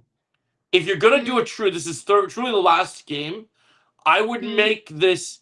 We played around on Dathomir in the first game, so it'd be fun when we went to all the different planets to go full circle, and it'd be cool to see to just see the. I'm so sick in Star Wars media right now. I allow it in the case of Maul because Cal won't die. I think he will have his own type of gray Jedi or something. Retro says. He's already been a gray Jedi. Here's my thing. Yeah. Here's my take on Cal. Is that technically, definition-wise, he is a gray Jedi, but I would argue that Cal is what a Jedi is supposed to be in the first place. But that's a whole nother bag of worms I won't get into. But no, I just that's think just how I feel. I just think in general, I'm really wanting Star Wars media. I really want to see. And also, here's the thing, Cameron has says that he would love to play live-action Cal in any project. So with that being said, here's my thing. I think a story-wise, having Cal sacrifice himself to Vader in the third game for Marin and Kata and Grease and whoever else he meets along the way. The third game, and he saved her. I wouldn't hate that. I wouldn't hate it either, and it'd be a good way to do it. That would be a good way to do it, but I will say, Darth Vader, his whole gimmick is that he killed so many Jedi survivors from Order 66 that even Palpatine was like, bro, can you chill? Can you stop for a hot second? And also, again, what Luke said too, is well, we know that Darth Vader is so strong. Let's actually see him be strong. And yeah, he I don't want to spoil it for Luke because he hasn't finished the second game, but he hasn't finished Jedi 2. He hasn't finished Jedi 2 yet. He's lacking in the Force. Yeah, no, I just feel like we've seen good moments with Vader, but I think it's finally time to have a proper fight between Cal and Vader, especially when Cal is going near the dark side in Jedi 2, and we'll probably get that. I think he will go fully deep into it in the third game. Yeah, but here's my thing. Agreed. Can we actually get can we actually see a situation where Vader and Cal, because even though Cal's darker and deeper in the dark side, there's another way I can see it. I can see Cal and Vader having a fight, but Grease steps in somehow, and then Vader kills Grease, and that's how you get Cal to get away. Because here's my thing is that as much as I'm totally fine with, because I think Cal dying would be a perfect heroic story for Cal, but also again with Disney and wanting to make more Star Wars projects, and again with Cameron himself saying that he would love to, keep playing Cal, I totally see them doing a way for the third game where Cal lives one way or another, and we see Cal in future Star Wars projects in films or TV. Yeah. I think Really, that right that's now we like, don't know what's gonna happen. So Well, they could kill Cal and still fill in the blanks like they've been trying to do with the Skywalker saga forever that's now, true. right? They could kill Cal in the third game, but then have a TV show set before or a movie set before the third game, and have him Adventures He being Did Then. alive right then and Right. there. Yeah. I mean, Kill that's his fair. dad. I mean, I just feel Nobody like ever really dies. No one like, ever I really feel dies like in they- Star Wars. I feel like they really should like. Oh, you know what I could with- see? I could see Cal dying and Marin doing some Night Sister shit and brings himself back. What if Cal sacrifices himself for his child? Yeah, that's what I was thinking. Sacrifices for Kata What child? and maybe. So okay, here's the thing. There's a theory that in the third game, Cal and Marin will have a child together. But I would also argue after the end of the second game, I would argue that Kata is their adoptive child as well. So either way, Cal is going to protect the people that he loves, which is Yeah, Marin and Grease absolutely. and Kata, because Kata's the daughter of his best friend Bode. Yeah, no, I know Anyways. that's true. No, so I think like Jedi 3, we're gonna hopefully we'll get some more information on what Jedi 3 looks like. My one thing is when we talk about Jedi 3 is like, I know that there's some of you guys that want that, like, I want more Vader too. Like, I mean, yeah, all storylines of Vader would be, if they could do more cool things, awesome. But I feel like with Cal, I feel like you started the story with Order 66. You had the Inquisitors. You had Vader, right? If this is gonna be truly a third successful new game, in the second game we were on the right track doing something new with Dagan Gera, right? But Star Dagan Wars Gera, yeah. needs new factions in games and movies. I am sick of chopping down stormtroopers. We had the sequel. Well, I mean, we had you not only did you have Dagan Gera and stormtroopers, but in the second game you also had the Belden Raiders and Ravis. And that's another thing too. So like after you finish the game, and because I played for hours on it, and you're talking to all the NPCs on Kobo and the Katina, they're like, I'm gonna move off Kobo and go to Coruscant. And I was like, motherfuckers, I just killed the Belden Raiders and you're gonna move to fucking Coruscant from that doesn't make any whatever. Why so go I to think a that would planet be that's why go to a The planet that's city. no, fully that's the Imperial thing that gets occupation? me. It's like you're leaving Kobo for a better future, and you're going to Coruscant, Palpatine's playground. Are you kidding me? After I defeated Ravis and the rest of the Raiders, oh, Kobo's Because not that's- safe anymore.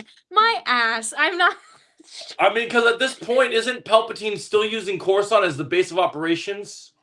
I mean, yeah. I mean, Coruscant is literally opening up the game. You fight a corrupted, fucking what's his name, senator. In Yeah, Coruscant, we start the literally, game it's like that. yeah. So I'm like, guys, So guys, Coruscant, please so stay. Coruscant is still No, it just Imperial also makes me occupation. sad because Cal. It just makes me sad because Cal's interaction with them. They're like, "Oh, am I gonna see you again?" And they're like, "No, I'm moving." And it's like, "Oh my God, Cal just got here, and you guys are just fucking leaving." It's so. But anyways, Yeah, that's annoying. No, sorry, that was a long-winded way. What I was trying to simply say is that I think the third game will tie into that with people leaving Kobo and the cantina being empty and such with Grease and whatever. But are we gonna have to go to Coruscant and save these people now, since these people meant something? I don't really to Cal? think so. I think it'll be more reference. I mean, here's the thing. I think so. Jedi Survivor had a 5-year time skip from Fallen Order. So I think whatever the third game will be will also have a 5-year time skip from Jedi Survivor into the third game. So So I'm if sure it's there's a gonna be 5-year lots time of things. skip, so we still wouldn't be at Rebels in the third game. We would still be in We're a getting different in time. the third game. You're getting closer to the original trilogy. timeline. So we're still not at Rebels, but still kind of close, or maybe in early Rebels. I don't know. Because Rebels is before I New don't really Hope. see. I would be really surprised if Jedi 3 would have anything a connection to Rebels. No, I don't think. No, wait. Again, all I know is that it's gonna get closer to the original trilogy films. That's Well, all I'm I just know, wondering in because timeline because depending on how far they get to Rebels, because towards the end of Rebels, if I remember correctly, that's when Maul dies. So Maul's still Right. running with Maul's still running around with his syndicates when we start this show. Yeah, I remember Jedi 2 is the same timeline as the Obi-Wan show. That's true. But Mhm. so if Maul is still running around, if he has Kira now or whatever he's doing at this point, we could start seeing. I would love it if Jedi 3 was us dealing with crime syndicates, honestly. Like, because I think that would be cool. Or if we go back to Dathomir, and Dathomir becomes a problem because Marin has stuff Oh, there. yeah, that Marin he's has still doing. What? Huh? What did you What say? did you say? What did you say? Don't Datho my mirror. Oh my Oh. god. Okay. Well, That's great. here's the thing though. It's like Tanalorr. Tanalorr is a pretty important planet after the second game, so that's What do we have Right. left on Tanalorr? What do we have left on Tanalorr? Is Tanalorr the same planet they reference in the pirate one, the kids one? No, I don't think so. What? Maybe. No. I don't know. What's left on Tanalorr? Because wasn't Tanalorr, Dagan the way I don't care. I'm gonna just say the ending. The ending of the second game is that they find Tanalorr, they get on Tanalorr, Cal and Bode have a fight, Cal wins, and it's Cal, Marin, Grease, and Kata, and they're like, we have Tanalorr now, and Tanalorr could be our new way to take in refugees from the war and maybe possibly other Force-sensitive survivors. That's You the just thing went about, and and that's why I spoiled it? think Vader coming in to maybe kill Cal and do the, trying to finish up the Order 66 job is like, oh, the planet that's housing refugees, I'm fucking going in there and like slaughtering them all and ruining it for Cal, and that's how you get Cal more into the dark side. But my So- question is, how do you have Is that Cal happen supposed to go dark? Cal taps into the dark side of the Force later in the game. Yeah, in second game. You wouldn't know this if you played it. I'm not a real fan. I'm a fake fan. My Knight of Melvin said so. Yeah, he said you're a big fan. I mean, Mhm. so my question would be, Fucking loser. if Vader was gonna do his thing though, at this point, if you're gonna do a whole game with Vader going after them and stuff, Vader's forces are limited right now because he can't have that many Inquisitors left over because Maul and Ahsoka I'm have thinking been Vader's gunning doing them it like himself. breakfast. Vader by the You think sheer so? yeah. Vader don't need no extra help. He's doing that shit by himself. But if you're gonna do a I full see that game, happening. you can't just have Vader needs to have someone to build up to. Right. Oh, I think we're okay, gonna get that retro. So let's see. Okay, so the first game had Trilla, who was the Inquisitor. She's and then gone. what was the other? Right. Wasn't there The a big second guy's minor gone. villain? Trilling on these fools. Yeah, the Uh-huh, big guy's and then- gone. and then Cal the second cut off his game- arm. And then in the second game, it was Dagan Gera and Ravis. Yeah, the but third the closer game- we get to A New Hope, all those Inquisitors are gone because Maul and Ahsoka I know, but diced here's the them thing: up. Dagan Gera was not. Dagan Gera, Ravis was a Veldum Raider, and Dagan Gera was a Jedi turned Sith. So they were done with the Inquisitors. So I think when it comes to the third game, I'm very curious of what, like you said, Joe. Maybe their villain leading up to Vader in the third game will be a crime syndicate of some kind, maybe. Like, here's what I'm saying, right? Maul doesn't have to be the final villain in the game. Like, you could still do Vader, but Maul Mhm. might be earlier. Like, you could still have Maul maybe be halfway point if he becomes a problem, right?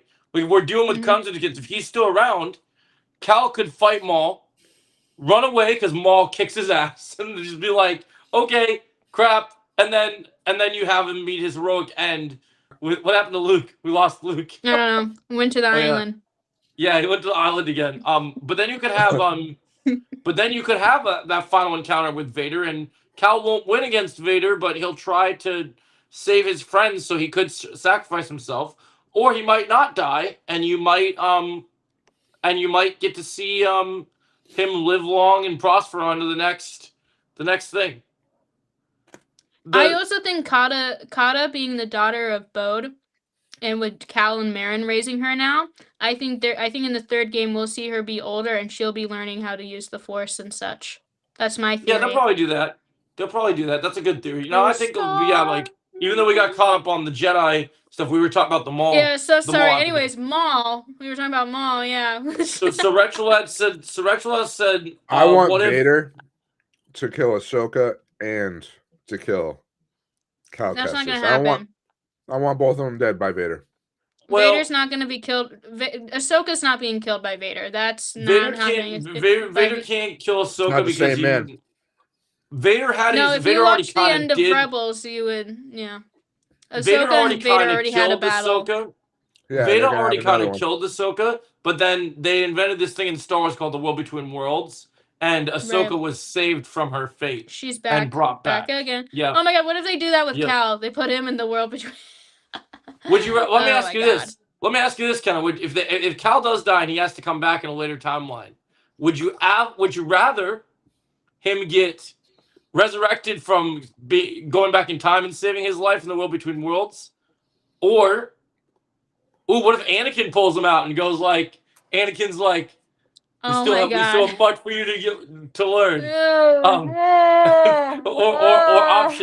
Or option two. Option two. You ready for option two? Remember in Tales of the Underworld? Yeah. It's the Star Wars Lazarus. They put him in the night since Marion a night says they put him in That's the what I was Lazarus. thinking. I said that earlier. What if Marin does Night Sister shit and brings back Cal? She's already raised the dead before in the first game. I don't see why not. She can't do it. That's the thing. Like I And- literally keep forgetting about is like when I think of Cal's death, I'm like, yeah. In Star Wars, no one has to really be truly dead. So if he dies and has a heroic sacrifice, Marin can just bring him back. Right. So She's like, no, my man. Rexulat says, I have a theory right now. What if Maul's apprentice Talon faces Ahsoka in season 2? Ahsoka survived after Return of the Jedi. Yeah, I mean, what I was telling them earlier, Rexulat, is so right now she's called Devin, but if she becomes Talon adjacent, I think they're setting up this apprentice. That's really annoying. Don't do that ever again. Oh, whoa. Don't do that ever. Do that again. every- Yeah, Whoa. but I would love to see what we need. I've told Kenna this many times. We need more female Star Wars villains, and it needs to be more than Ventress. We had a chance with Kira, and then they didn't want to make Solo 2, and also Amelia Clark's kind of down the shitter because of. I Secret never liked that they Invasion, so, redeemed Ventress. Yeah, I wish she stayed Yeah. a villain. I wish she would have too, But it's but fine. I've It's been fine, I looking guess. forward to. What did they do that in? Ventress got Like- redeemed in technically Underworld, didn't she?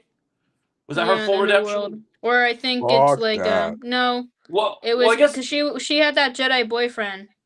What's his face? Oh yeah, Quinlan Voss. I But can't you have to read remember. the book to have Yeah. that knowledge because they don't Oh, show it in the Clone Wars. Joe Joe was was ready ready to to force force choke choke Luke in the screen. Yes, because it was really annoying. Anyways, there's a lot of Star Wars theories, but anyways, back to Maul. More focus. Yeah, on so the Maul show. says, yeah, like it's a new apprentice. Yeah, I would like to see Mhm. if she does become Talon adjacent. I would like to see her in more projects moving forward because I just 'cause I want to know- say my simple. I just want to say my simple take on the first 2 episodes of the Maul show because I really don't have much to say, to be honest. we'll really. go ahead. Yeah, no, I think I All I pretty gotta spelled say- it out pretty well. Yeah, all I gotta say is that solid beginning. I think it's like a baby steps in the right direction for future Star Wars projects so far. I'm very interested on how it will continue. I think it will be really good, to be honest. And I Yeah. mean, again, like the first 2 episodes, they played it safe, but that's fine. It's just again the very beginning. Again, that's my thing. It's like nothing super crazy has happened yet, but it didn't need to be something crazy because again, it's just the beginning of the mall show. So I'm thinking later on we'll get more deeper Well, I think into what's the thing is happening. we know what Maul's capable of, and so this is just Mhm. setting the groundwork for what he's been up to for the past time. And like, I just like him going against these. I like that they're paying homage to the fact that how Maul started his arc in Phantom Menace, right? So Maul says in Phantom Menace the only line he has is "At last we'll have our revenge," right? And then Clone Mhm. Wars, he comes back from the dead, and his arc is trying to get revenge on Obi-Wan. Then he Mhm. moves away from that and starts trying to build his crime syndicate. But we find out that after Clone Wars, even though he helped Ahsoka deal with all the stuff he did, we find out that that these guys that were supposed to be teaming up with him fucked him over. Mhm. And he's like, "Oh, you're not down with the Shadow Collective? Fuck you, Crimson Dawn. Fuck you, freaking whatever your name is, Demas, and I know the other Demas guy, and Oh, and- D-Man? whatever. yeah." No. No. Yeah, so he's like all the different dudes, and he's just like, these guys fucked me over, and the Mando chick's like, what are we doing here? Like, what's the like? Rook Cass is like, what's our plan? And Maul's like, we're gonna fuck these guys up because they betrayed me. You don't steal from me on the it's like the Godfather. He's like, you don't steal from me on the day of Maul's granddaughter's like wedding type shit. Like he's sitting here, he's fuming. He's like, yeah, no, I don't think Hold so. on, no, do it. Do it. Do the I I haven't rock. love your Maul in a long I time. love your I used to do Maul for a impersonations. while. Please do it. Do the rock. Yeah, I don't have one for Maul, unfortunately. What I think know. I don't have deep one for down, Maul. deep You're gonna down. Unfortunately. sound just like Punisher It's though. been- That would have been just as good. That would have been just as good. That's true. Hey, No, I buddy. just but no, I agree with Ken. I think it's really solid. I didn't see anything I don't see anything from old Star Wars Disney Plus stuff Oh, so I was far. gonna say like Because I will tell you that I remember you said this earlier, I think. What I really like about how it's dropping on Mondays, it really does feel like a Saturday morning cartoon, except it's, on Mondays and not Saturdays. Mhm. I just like the vibe of it overall. I think that's what makes it a pretty enjoyable show. And it's more easier to get One into, thing I feel I like, like but about that's it- just me. Yeah. One thing I also like about it, and this is the last thing I'll say before Luke gets to his thoughts. One thing that I like is, even though it's not like arms getting sliced off or anything crazy, it has a more adult's the wrong word, but it has a more mature vibe, but not in the way that you get like Daredevil like mature. More like, hey, this is for kind of like smart Star Wars fans. Like kind of like the jokes aren't. It's so far it's not doesn't have that. Some of the old Star Wars Disney Plus projects have the kind of humor that they have, like kind of that Marvel humor, and this show kind of has a more It's definitely a more mature mature approach. vibe, a more dark vibe. That's for sure. yes, and I feel that. I think that's something that Star Wars needed for certain projects, and I think that this is a good direction to start in, and hopefully the whole show, if we're getting episodes every week, hopefully every episode just keeps getting better and better, and we keep getting into this world. Because I think there's a lot of cool stories to tell in this underworld here that we could do some really cool stuff. And I think as long as this season ends with Maul versus Vader, I'll be happy. Like that's the thing I want. I want Maul to chop up these Inquisitors because I think he will, because they're not gonna be a match for him.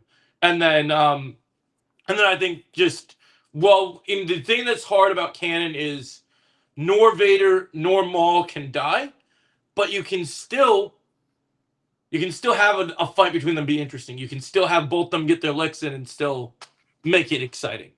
Where like with Obi-Wan and Vader fighting in Obi-Wan, that was bad because it retcons what happens in A New Hope, right? Vader and Maul doesn't retcon anything. It's just cool because as long as neither of them die, you can do cool stuff. Yeah. Like I know that Vader will scare the shit out of Maul, but Maul's taking a chunk out of that armor. Maul is not someone that Vader is stronger because Anakin is confined to this suit. Maul's gonna get his licks in. He's gonna hurt him. He's gonna hurt him bad. I would feel the way you do, Joe, and be excited the way you are if what we were getting was a Darth Vader show. and not a Darth Maul Yes. show. That's I how think I you're just feel. more. I think you're just more. Like I like Vader, and I've said for a long time, if we ever get a movie or show that is actually what I would love to see, is Vader just. They've yet to give it to us. I would love to just see Vader killing all the Jedi that he's supposed to kill during Order 6, and you make that into a miniseries, whatever it is, it'd be great. The sad thing is, because the Obi-Wan show exists, unless they decanonize the Obi-Wan show, they've already ruined that idea, because I really think Disney has kind of watered down Vader a lot, which is really kind of sad, because I think the problem is Vader, before the Obi-Wan show, there's so much potential from killing all these guys, but they let so many people live. Like, Reva should not exist. She should not exist because Vader should have killed her and she should have stayed dead. Like, her being an Inquisitor makes no sense. We didn't need more Inquisitors. The only person that should have been an Inquisitor and should have stayed an Inquisitor should have been Barriss. But they cut that because they changed that because Underworld needed to have a compelling narrative where she became a Jedi once again. But they should just... Star Wars just needs to keep people bad and accept that their end can just be death. I'm sick of it. Let's redeem everybody. Like, that's not the way. That's This not what is happens. not the way. Like, yeah, this is not the way. Like, it's just... That just really annoys me sometimes. I think there could have been potential. But I think, like, killing... Like, having all these characters... If we really wanted to get Vader in his prime the way he's done, the closest we're going to get to seeing cool Vader do cool shit is unfortunately going to be in a fan film, because so far a YouTuber with 3 billion subscribers is going to make a movie with Mace Windu and Darth Vader going at it that looks more promising than anything that Disney's done with Vader. So that's the... You want your Vader shit, you should be subscribed to Star Wars Theory and watching his shit, because he's about to make a crazy Vader movie where he got the guy that voiced Mace in both versions of the Clone Wars is actually going to play Mace, and then the guy that did all the prequel lightsaber fights for the movies is best friends with him, and he's doing all the fight scenes for Vader too. So Okay. that's where you're gonna get your Vader.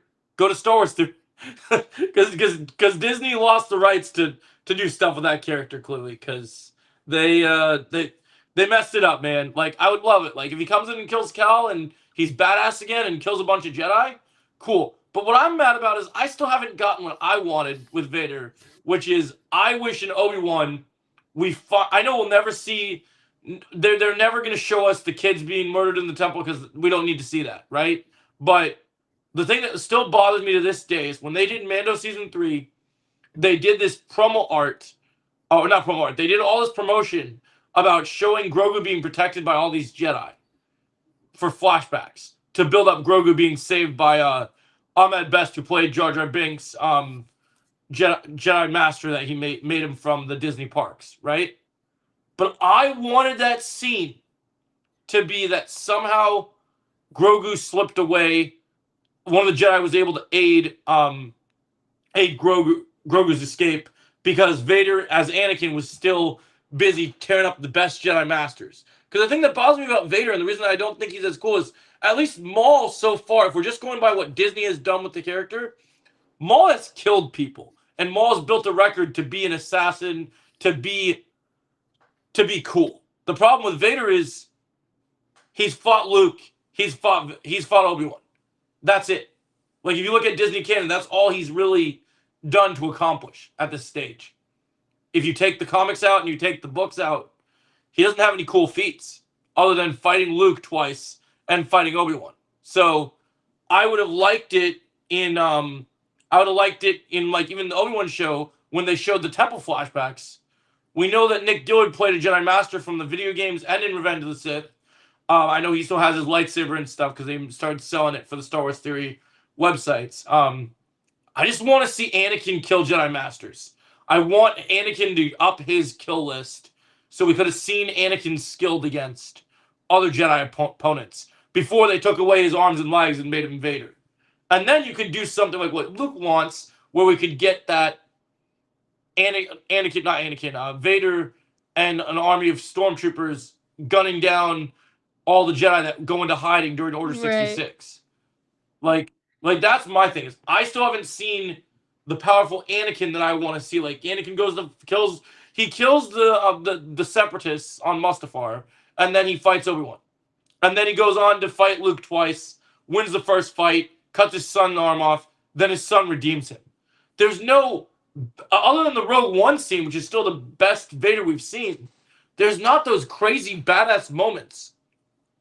Thanks to Clone Wars and now the Maul show, Maul's got a whole list of feats. Right. He took out an entire clone army by himself. He's killed multiple Inquisitors. He's kicked Obi-Wan's ass on more occasions than we can count now. Like, he's fought almost every Jedi. There's a whole time period they don't tell you in Clone Wars how Maul and Savage like massacred Jedi before they even joined the like Shadow Collectives and stuff. Like, there's some good shit with Maul. Like, Maul has some. Before Maul ends in Rebels, he did some shit. He was crazy. Like, he took out some pretty powerful people.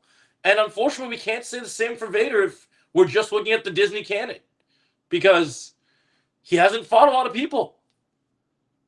He fights and he gets redeemed. Right. So, and he gets redeemed by his son. He fought you were my brother, Anakin. I loved you. And then, oh, son, join me. I'm gonna slice off your hand. Oh, yeah.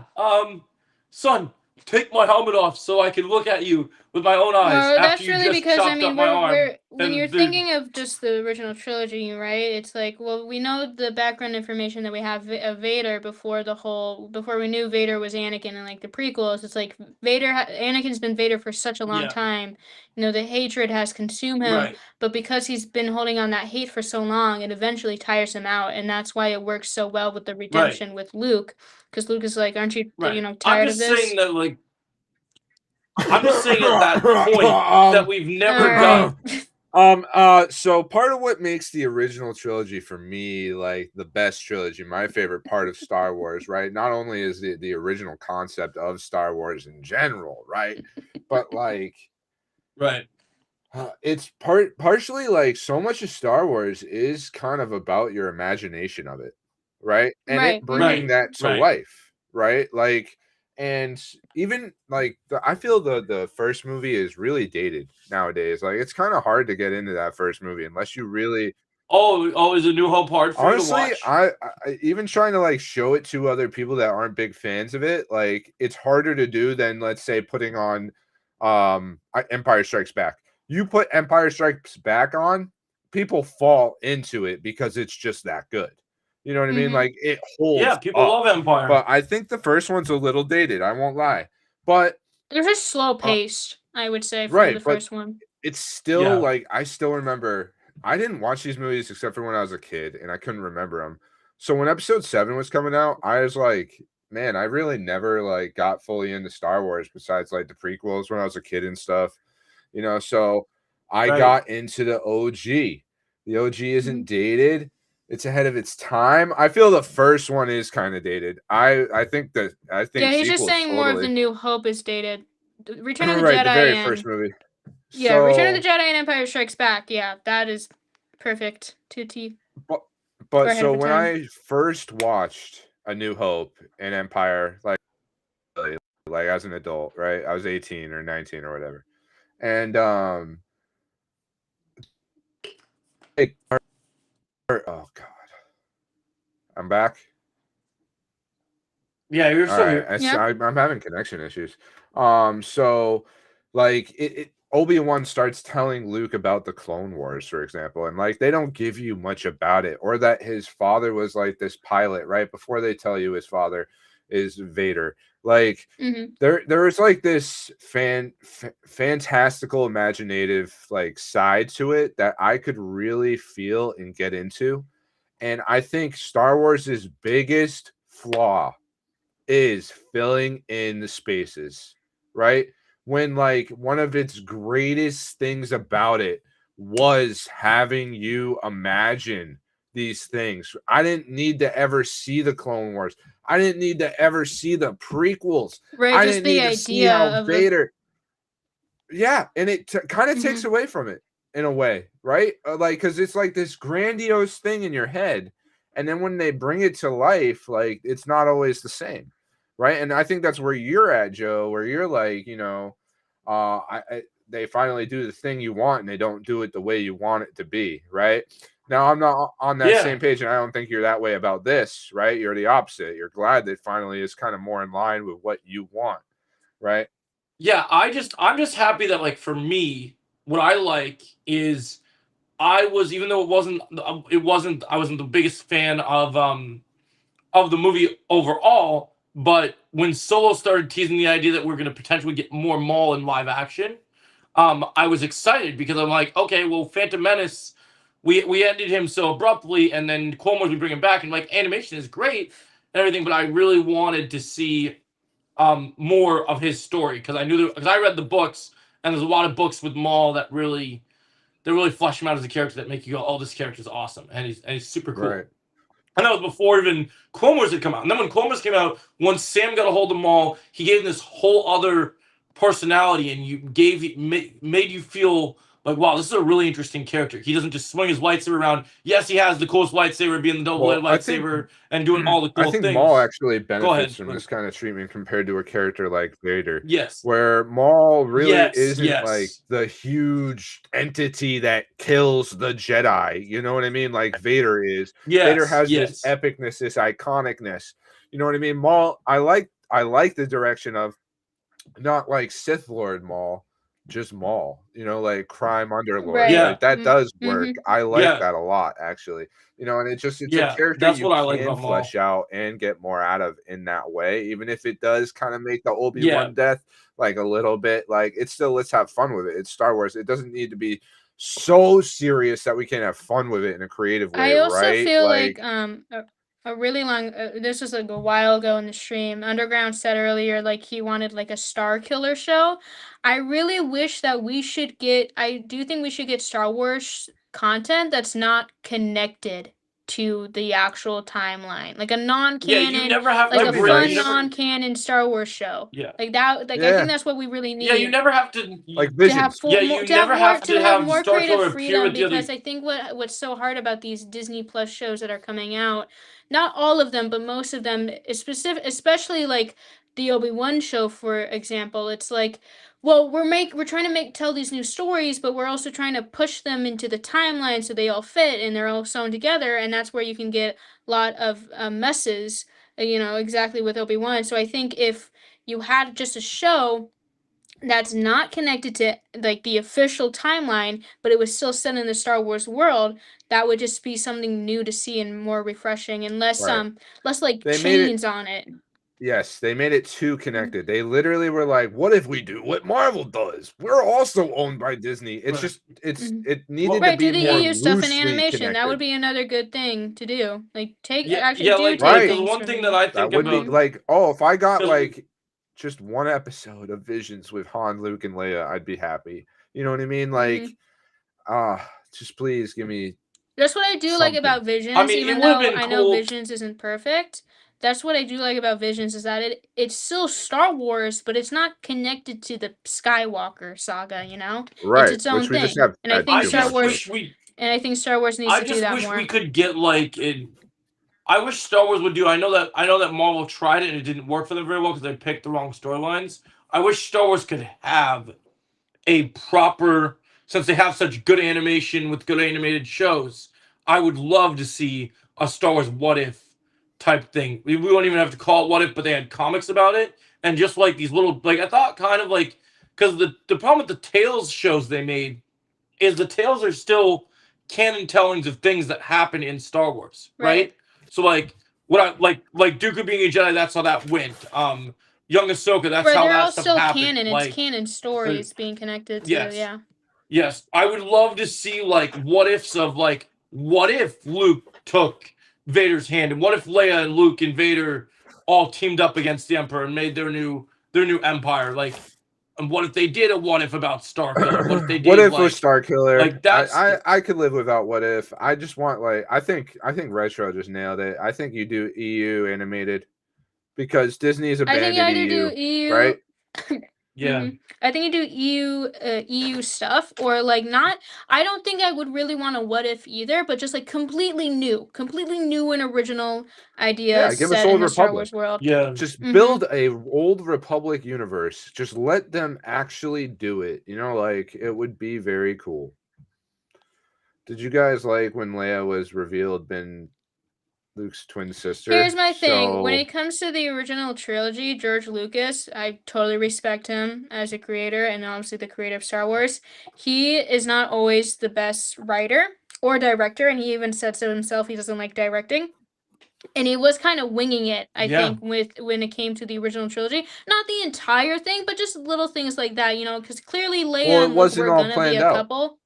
Right, exactly. Right. That's what I'm saying. Like It Luke and wasn't. Leia were kind of gearing towards being a couple Right. because of the whole kiss scene, but then he later decided to change it. And I think, to be honest, I do prefer Luke and Leia as siblings rather than a couple. And maybe that's because obviously we're just so used to that agree. being the story. But I think even then it's still just a better. What if Luke faced off Mr. Beast? Well, do you Mr. think Beast about would put that? up a fight, but Luke would definitely win. He's the last But hope of the galaxy, man. Like, come on. yeah, but like I just find it more compelling when it comes to, like, I think Han and Leia work better as a couple than like Luke and Leia, and I think Luke and Leia have a better sibling. And even in the first movie, I would say Yeah. they gave So- off more sibling vibes. But again, maybe that's because I have the idea When they already were that there kissing? are. No, not when they were kissing. You weirdo. So when here's a fun he's fact. rescuing her in the stormtrooper suit. That's what I meant. Because they're Right. both a little Okay. sassy. So I know the most about the OG trilogy, right? Here's a fun fact for you. The original Okay. sequel for Star Wars New Hope, right, was actually written as a novel. It's called A Splinter in the Mind's Eye, right? And George Lucas hired this dude to write it, and he had to go off of just what was made with the movie and make a sequel. And literally Luke and Leia end up being lovers in it. And it becomes more about Obi-Wan is guiding Luke to get this very force sensitive item in the galaxy that will allow like Obi-Wan to use the force to inhibit Luke's body and fight Vader. And that is like, it's not a trilogy, I believe. Like, it actually isn't ending the Star Wars as a sequel. Or at least to the whole Vader thing. You know what I mean? Like, so I don't think Palpatine ever actually comes into it because it's not built up until the sequel. Like, Palpatine's not in the first movie. So yeah, so it's just a little fun fact. And then, they grabbed somebody else. What? Sorry, Retro. What does TIE Fighter stand? What's TIE Fighter stand for? TIE and TIE Fighter. What does it stand for, Retro? What does it stand for, Retro? 20 seconds. Don't look 20 this shit seconds. up. You're not allowed to look it up. You're not allowed to look it up. Yeah, you're not allowed to look it up. We'll What does know TIE Fighter we're stand watching for? you. We know. You're running out of time. Yeah. You're looking it up. We know you are. We can see you. We can see your screen. Yeah. We hacked into your system. I got 3 questions for you, Retro. Got 3. What does TIE Fighter stand for? You're running out of time. Running out of time. You're out of time, buddy. Fake fan, fake Star Wars. Fake Star. You've been cut. All right. Next question. That's crazy. What is the name of the Ewok that bravely helped Leia? Twin. You got twin right. That's not a good enough answer. Full thing, Retro. Full thing. Fan. Full thing. What is the name of the Ewok? Name an Ewok. Name the Ewok in Return Name of the 5 Jedi. clones right now. Name 5 clones. Well, this is the original trilogy. So that one wouldn't work. Yeah, I know. Yeah, the 5 clones it's don't work. Star Wars in general, but yeah. Yeah, but original. Okay, trilogy. this should be an easy one, Retro. This is a really easy one, Retro. What movie did Han use a lightsaber in, and what was he doing with it? What's the only time Han used a lightsaber? Yeah, what's the only time Han used a lightsaber? That's too easy. That's what I Well, said. that's what I Jill, said. but Assistant. this girl over here took her Oh, sweet Wicket. time. So it's Shut the fuck just- up. Shut up. Shut up. Okay, Virtual got the Ewok question. Wicket. Easy All right. Wicket? Yeah, that is the What Ewok. does that mean? Wicket, the name of the Ewok. Oh. Fake. Yeah, no, I. Fake. Anyways, I want to wrap up the Star Wars talk. We talked a long time about yeah. Star So Wars. the main point. So the last thing I'll Wait. say before we move on to our next topic was, oh yeah, yep, episode 5, saving retro crash out. Oh, that's funny. Anyways, What's up?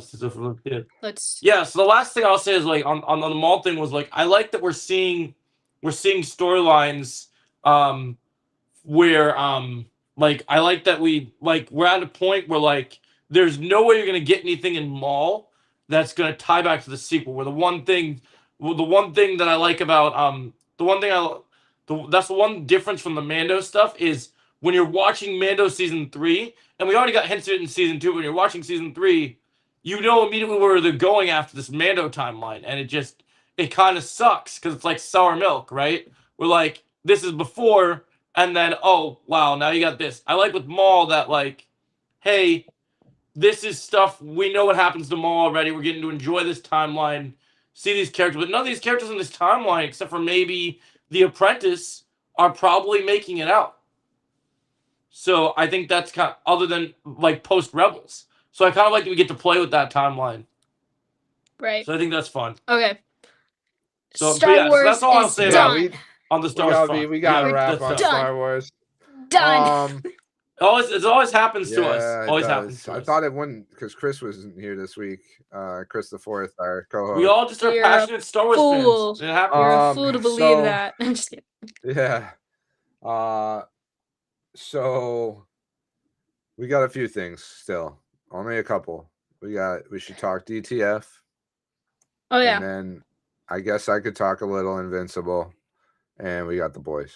And that's it. Okay. Yep. So DTF. Really funny Retro, I'd episode. ask you a question. Oh, Retro. Luke, what was the original name for Luke? fucking Luke, dude. What do you mean? It was always Luke. It was never anything but Luke. Trick question. Nice. Next. All right. Go ahead, Kenna. Yeah, DTF. I know that answer. Really funny episode. I really, to be honest, I don't remember it super well. So, and I mean, it's the second to last episode, Okay. so the mystery is kind of gearing up to fully be, revealed. So that's Fully be- exciting. Be fully hard. Full on, actually. Full on, Yes. full on. And Show's Anakin almost Stark full killer. on. Yeah. It's like Anakin Stark kind of killer. on. It's Once like it stays really on. on, but not full on. You But know? not- It's just but like, not full get on, off okay. of me. It was definitely it was a nice episode that's really, again, more focused on Floyd and Clark's really friendship. And then, the wife was not really in it except for a few scenes. It was mostly What's up, Stizzo? It was mostly Welcome. for Floyd, where he's like, my friend really likes coffee. Oh yeah, he's trying to get what's it, Tiger, trying to set up Tiger and Yeah. Clark together, and then that was later, and then it kind of ends with like, do you think he mixed the drugs? And it's like, well, maybe he did do that, because that's where I'm kind of leaning towards with the mysteries. Like, I don't think it was like a full-on planned murder. I think it was more of an accident that Clark got himself killed. But maybe there's one more twist up their sleeve in the story. Maybe. It might be. I don't know. I think it's possible that Floyd just kind of kills himself, actually, because he already knows that the health insurance claim is there. You know, like he probably might, like he sees what his relationship has turned into with Carol. Maybe it gets worse in this last episode that we haven't seen yet, right? Like, and she's just totally over it. He's back in love with her. He knows like nobody really wants him. He gets sad about it and he just does what he does. Like, he kind of already was Right. there a little bit in this episode, right? Where, you know, the kid Franklin is like, don't you do that every day? And he's like, yeah, not today. You know, like clearly this has Something has actually switched up. right. He's actually normally he can't be phased by a lot of things, but like Mhm. this seems to actually have hit him. You really So got him. right. No, it's good. It's the funniest episode I think of the season. Kind of Mhm. was saying, do you like coffee? So Jason Bateman's character is trying to get this like somebody he hears that Waiter. there's a lot of gay people over at the what is it, the 99 or something? Yeah, And yeah. yeah, they call it the Boysville 99, right? And like he's like, so Oh my I figure gosh. one of the waiters has got to be gay, right? So he just like takes the waiter he has and he's just like, yeah, so do you like coffee? Like, it's just so awkward because he's Yeah, trying it's to horrible. And he keeps going with it, even though the waiter is clearly just like, yeah, no, it's so not into funny. it. He's like, would you get an erection for my friend for $900? Like, and he's like, no, I don't think I would do that. Like, it's so funny and so awkward. Like, if you want like cringe comedy to the max, really. You know, like people talk Right, about all yeah. these cringe comedies. That one, Secondhand embarrassment. Yeah. oh yeah, But no, it's that one funny. definitely. Yeah. Oh yeah, it's funny as hell. Like Floyd, you know, it's been already mentioned that he's not gay earlier in the show, and he's like just such a nice guy that he ends up like matching with a guy and not realizing it's a guy, and he goes with it and he makes out with the dude, but he's like not gay at all that we know of, right? Oh I yeah, guess, I like but I like that scene where he's like, so he did like a thrust, like a what did he say? He's like, so yeah, I kind of thrusted thrust back, back. but like Show's hilarious. I know, it's really funny. I love the part too with the detective, the older detective, and he's like, so who touched whose ass? He's like, I hate that I have to ask this. Like, Yeah, he's like, I can't, and yeah. he just writes down on his notepad AP for ass play. That's It's crazy. so funny, dude. And So this show is just crazy. it's huh? funny, It's man. funny. Mm-hmm. And it's good. It's like actually a good mystery. It's a good show. It's HBO, you know? That should be their tagline. But what the hell was I gonna Pretty say? accurate. So you know, like I was just trying to build up the fact that like Floyd is not really gay that we know of, right? But Mm-hmm. in this episode, he matches with Tiger because he's so like Mhm. down on himself about not getting any matches on DTF, the app, and how nobody wants him, right? And like then he finally, of course, his best friend Clark made this fake profile, Tiger. It's part of what the whole show is about. And we're finally getting to the point where we're seeing what's gonna happen, right? And like Floyd's talking about it, and he's like, "Yeah, I just been thinking about dick a lot lately." And like Clark's like, "What do you mean?" And he's like, "You know, like penis."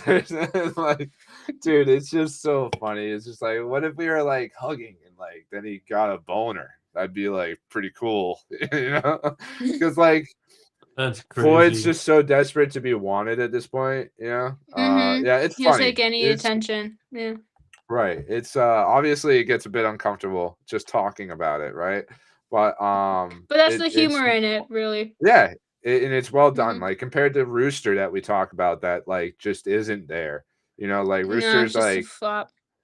yeah, it's lighthearted. It's It's too flat. lighthearted, It's flat. That's you what I know? would say. It's Yeah, flat. kind of. It's not really Well, going while anywhere. DTF, DTF has well, got some DTF has more nuance to it, I would say. And then it's got some Rooster's just kind shreds of there. in the dirt. Yeah. It's leaving a mark. You know what I mean? Like Mhm. it's good.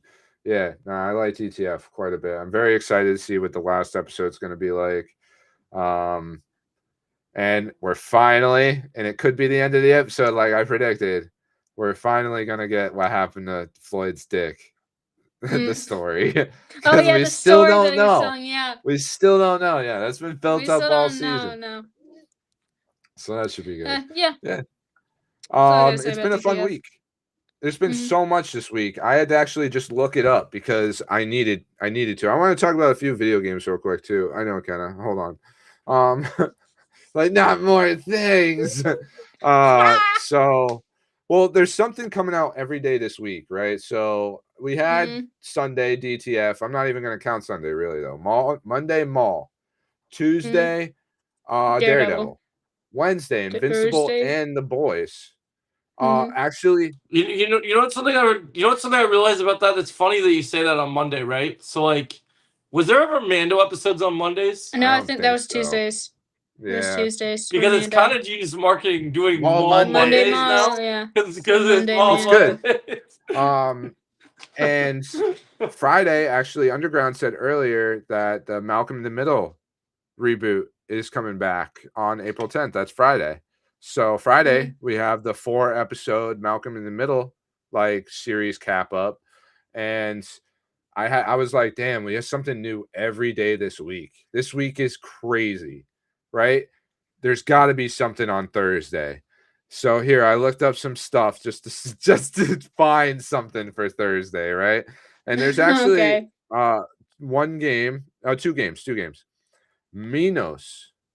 This looks kind of cool. Not gonna lie. This is like you are a Minotaur of Greek legend, right? And it pits players against the Minotaur by putting them like in a maze and like you're the villain. Like and the heroes have to try to get through your maze and like you are the Minotaur controlling the maze. This actually sounds pretty cool. Like I might have to check this out a little bit.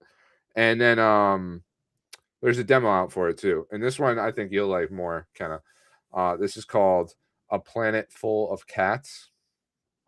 And it's Sounds a hidden perfect. hidden object game centered around the theme of where the hell is my cat? A planet full of cats will let you explore richly illustrated environments on a planet. Like Crazy. Metrovania style, like trying to find objects, but all Okay. like cat planet based. It actually seems like it could be kind of cool. And just a shout out because this came out yesterday. Pokemon Champions dropped yesterday. I haven't heard anything about this, but there's No, Pokemon me neither. games dropping I don't even hear about now. I'm like, what is going like I didn't know Right. Pokepia was coming out. But now we got Pokemon Champions. Is this is one of two things. I'm not fully sure. It focuses purely on battling. Doesn't feature the tedious grinding or whatever. There was that. What was that last Pokemon game? Was it Pokemon Champions? There was a fighting game. Remember, it was a literal fighting Pokemon game. And I'm gonna have to I look don't it up remember. because is this that game? Or like, is somebody in the chat?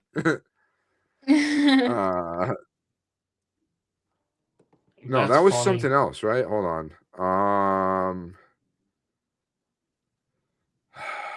Pokemon fighting game. It's just Yeah. Pokemon Champions. Free to start battle Steam. simulator launching your both. Oh, Pokken Tournament. I was just Remember gonna say that Pokken because that was the Tournament? second thing. Nope. So Don't remember it. you don't. Oh, that was like one Never of the heard of bigger it. games early on the Switch because the Switch didn't have a lot of games at first, right? So I'm wondering is I was Champions not with it.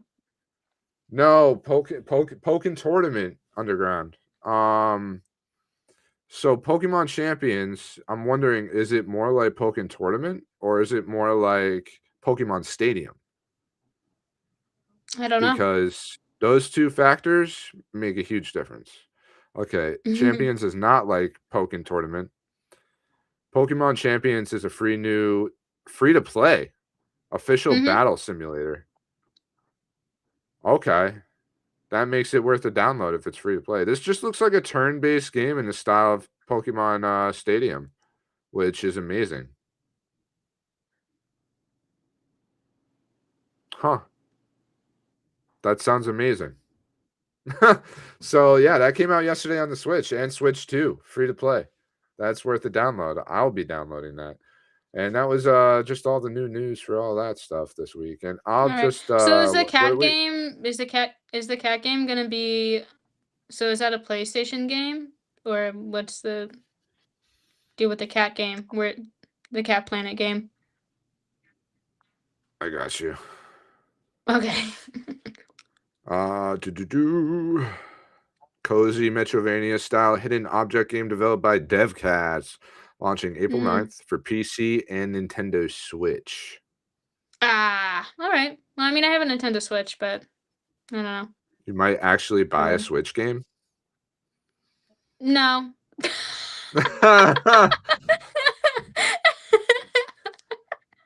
No. Not really. No. Pokemon Stadium was the game to play back in the day. Yes, sir. Pokemon Stadium and Pokemon Coliseum, both great games. If this seems like it's basically those, like it's a 3D style, like big open area, like turn-based Pokemon game. Give it a download, Underground. Do you have a Switch or Switch 2? Was there something else I wanted to talk about besides the boys? You want to and talk about Invincible? Invincible? You want to talk about Invincible for a little bit? You wanted to talk All about right. Invincible, and I wanted to talk about Project. Oh Hail yeah. Mary. So Invincible, yeah, it's great. It's good. I love it. Episode 4 was a bit of a down note. We're back up and running. It's so good. If you're missing it, you're missing out. It is like some of the best superhero stuff coming out right now. I don't care if people are hating on it. I'm working on catching up. You're a slowpoke, Joe. Slowpoke, but I can't. You know how long the episodes are for 2 episodes per day? It's Yeah, like, it takes not a easy. minute. I know you've been missing out this whole time, bro. Come on. No, it's so nice. I'm sorry. I thought the hype was too skyrocketed up for me. I just The didn't hype is believe it. real. Okay. I know. I didn't want to be disappointed. I'm I sorry. hear rumors this could be the final season, and judging off the way it's going, I could totally see that actually happening. And that would just be a shock to everybody. Like, yeah, that was the end. You're like, damn. So, Underground episode 3, season 1. You gotta wait. You're slow too, Underground. Oh my god, y'all got lots of Invincible to watch. It's great. Everything's paying off. At least I'm in season 2. At least I'm almost done with season There 2. you go. Yeah, everything is just paying off right now. Everything that's been built up so much, and that's part of why I think it could be ending.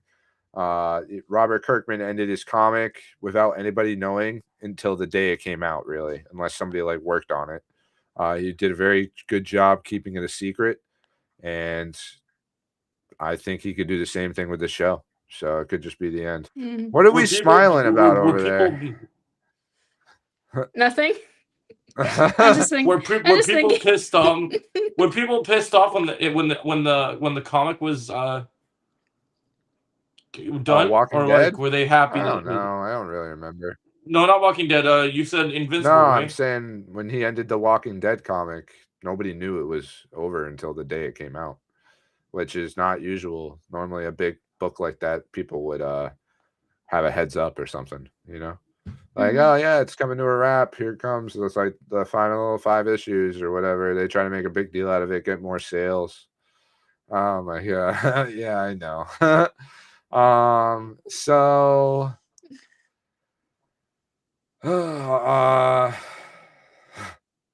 I guess we're gonna talk about the boys. Is that? Oh, you want me to do a Project Hail Mary Oh first? yeah. Do your Project Hail Do Mary. it quickly, Joe. Okay. I got a quick one. I promise. Okay. I'm gonna make it very gotta do summarized. Mario, This movie too. is not. No. No, I'm gonna do that on the weekend. I'm not gonna do that here. People already don't like me enough as it is. I don't want to get more Do Nintendo Project fans Hail mad at me. Mary. I'll save that for the weekend. Yeah, so Project Hail Mary is a movie. It is basically a space movie where Ryan Gosling forms a friendship with a rock. Not Dwayne Johnson. I'm sorry. Not Dwayne Johnson. Just the way you but, said yeah, so that, space Joe. Just the way you I led know. that up was so fucking good. Oh my god, where Ryan Right? Gosling No. is friends with a rock. Like I just picture an Yeah. actual rock Yeah. that Ryan Gosling has become friends with. Because I haven't seen the movie, Yeah. but I've heard about Rocky. But that's just what like Yeah. hit me. Oh my god. Yeah, so yes, you got Rocky, and so the movie is both emotional, also has some comedy bits in it.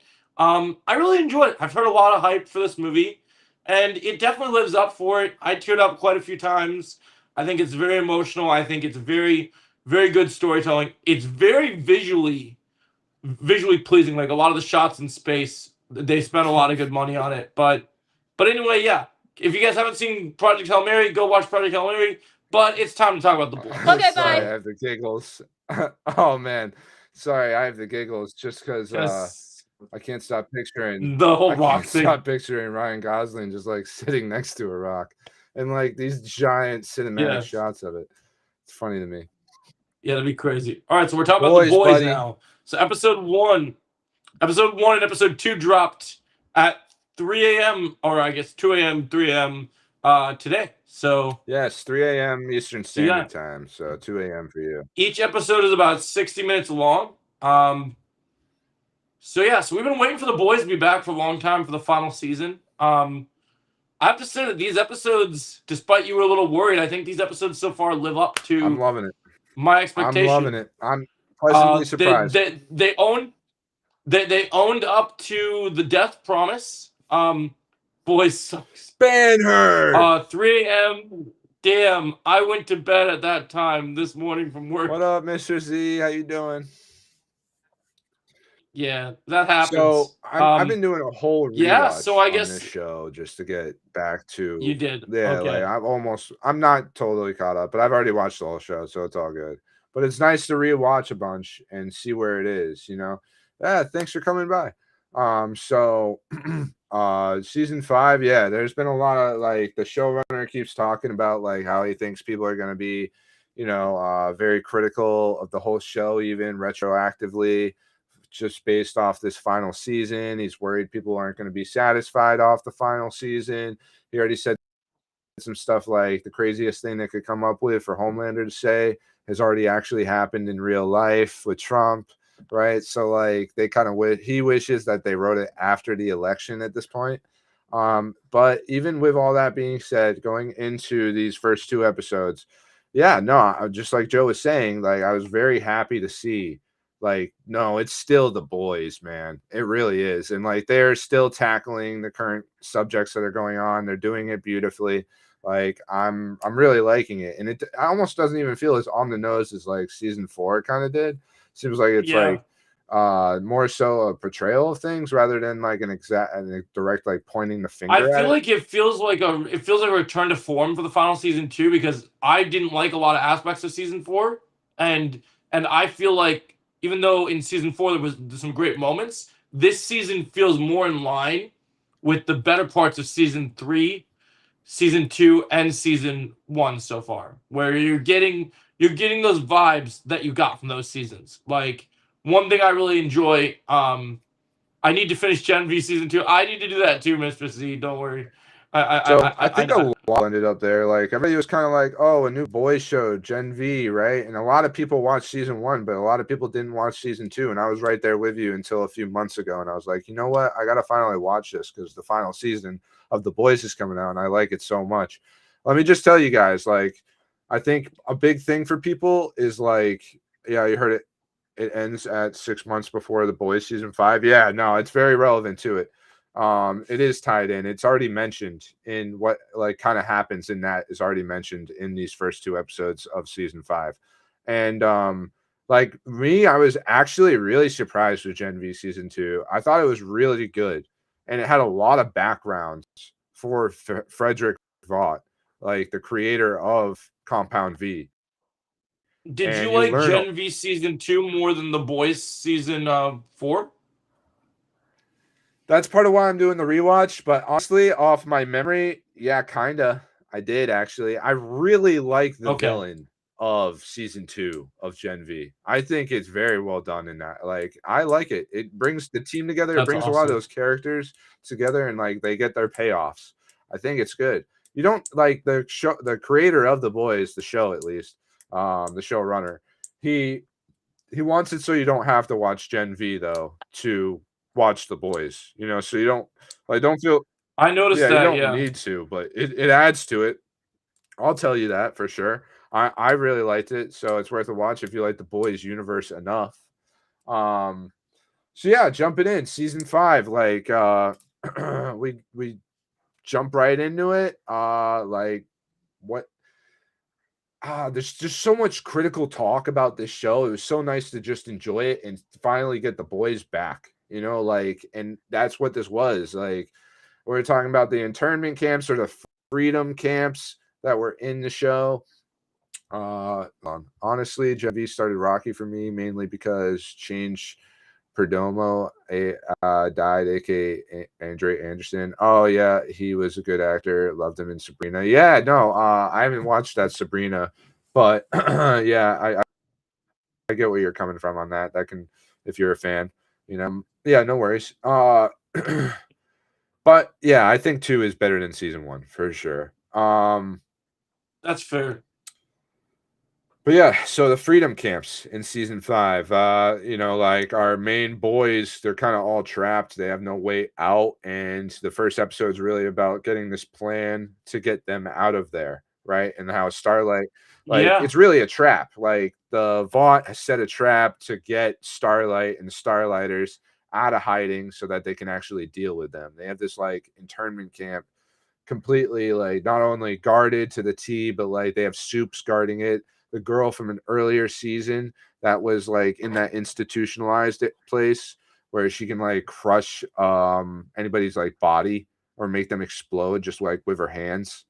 And like she's guarding. You see this guy try to get out of the fenced area and just like explodes in front of everybody.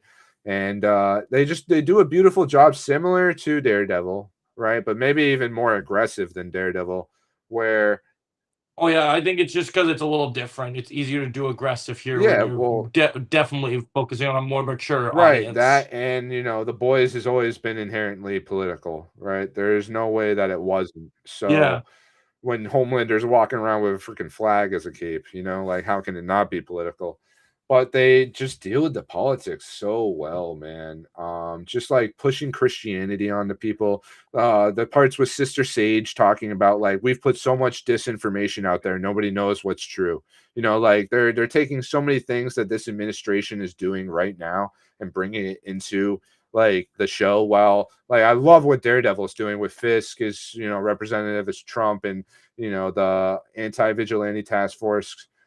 Basically our reality. Exactly. And we're getting to the point now where it's like Homelander's starting to believe like he's Jesus. And you got this stuff coming out now where people are saying Trump is like it was so good. Risen Christ and shit. Like, and that's where like the showrunner's worried because he's like, our show's kind of a parody, but it's not really a parody because what's happening right now in the actual administration is literally this crazy. Like, it's just so nice to see shows actually tackle this, especially superhero shows that are about good and evil and just like the core of these types of things. Like comics have always been political. So it's nice to just see like it actually get represented and done so in I think kind of a classy way for these shows. Like they're not trying to beat you over the head with it. You know what I mean? Like, but it's clearly something that's happening and we're all dealing with it, right? And there's plenty of us that do feel this way about it, even though the idiots are the ones that are loudest. They're the ones screaming on social media. They're the ones screaming in people's faces about their terrible opinions. Meanwhile, we can have people actually put like artistic like content out that says something about what's going on right now in the world. And that's beautiful. Yeah. Right. So the season follow through all the way. I don't know. But I think I'm very happy so far with just the first 2 episodes. I feel like they hit the ground running right away. I mean, one thing for me, since we are getting into a little bit of spoilers here, one thing for me that I was surprised because I knew they were going to uphold the death take, but there was something that they were going to pull off that if it was to carry through, I would still be talking positively about this show. But I would have been even more blown away than I was because it was such a ballsy move if they did it. There was a moment during this episode where with the spoiler alert, have been warned, Mr. C. Definitely spoiler alert. Yeah, the spoilers are up. This is the end of our episode too, our last subject. So spoiler. Yep. I thought Huey was gonna die in this episode. There was a minute where I thought it was gonna happen.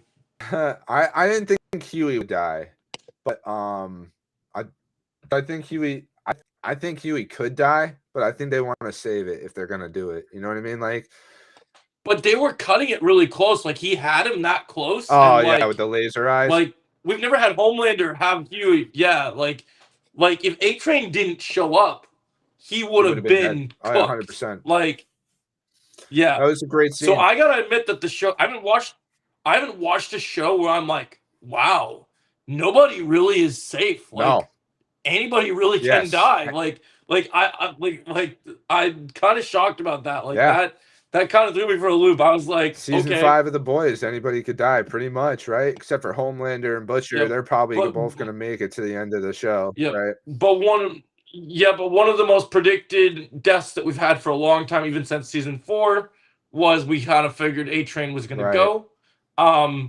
What a way to go! I mean, he got the heroic death, did some quicksilvering to save Huey, and I love the fact that this literally, like, even in conversation with Butcher in this episode, and even into the next episode, I love that even Huey's like, wow, A-Train, you know, I've hated the guy for a long time, but he was a hero in the end. And the fact that he literally, I love that about Huey's character, that he actually accepts that, wow, even though this dick killed my girlfriend in the very pilot episode of the show, he saved me.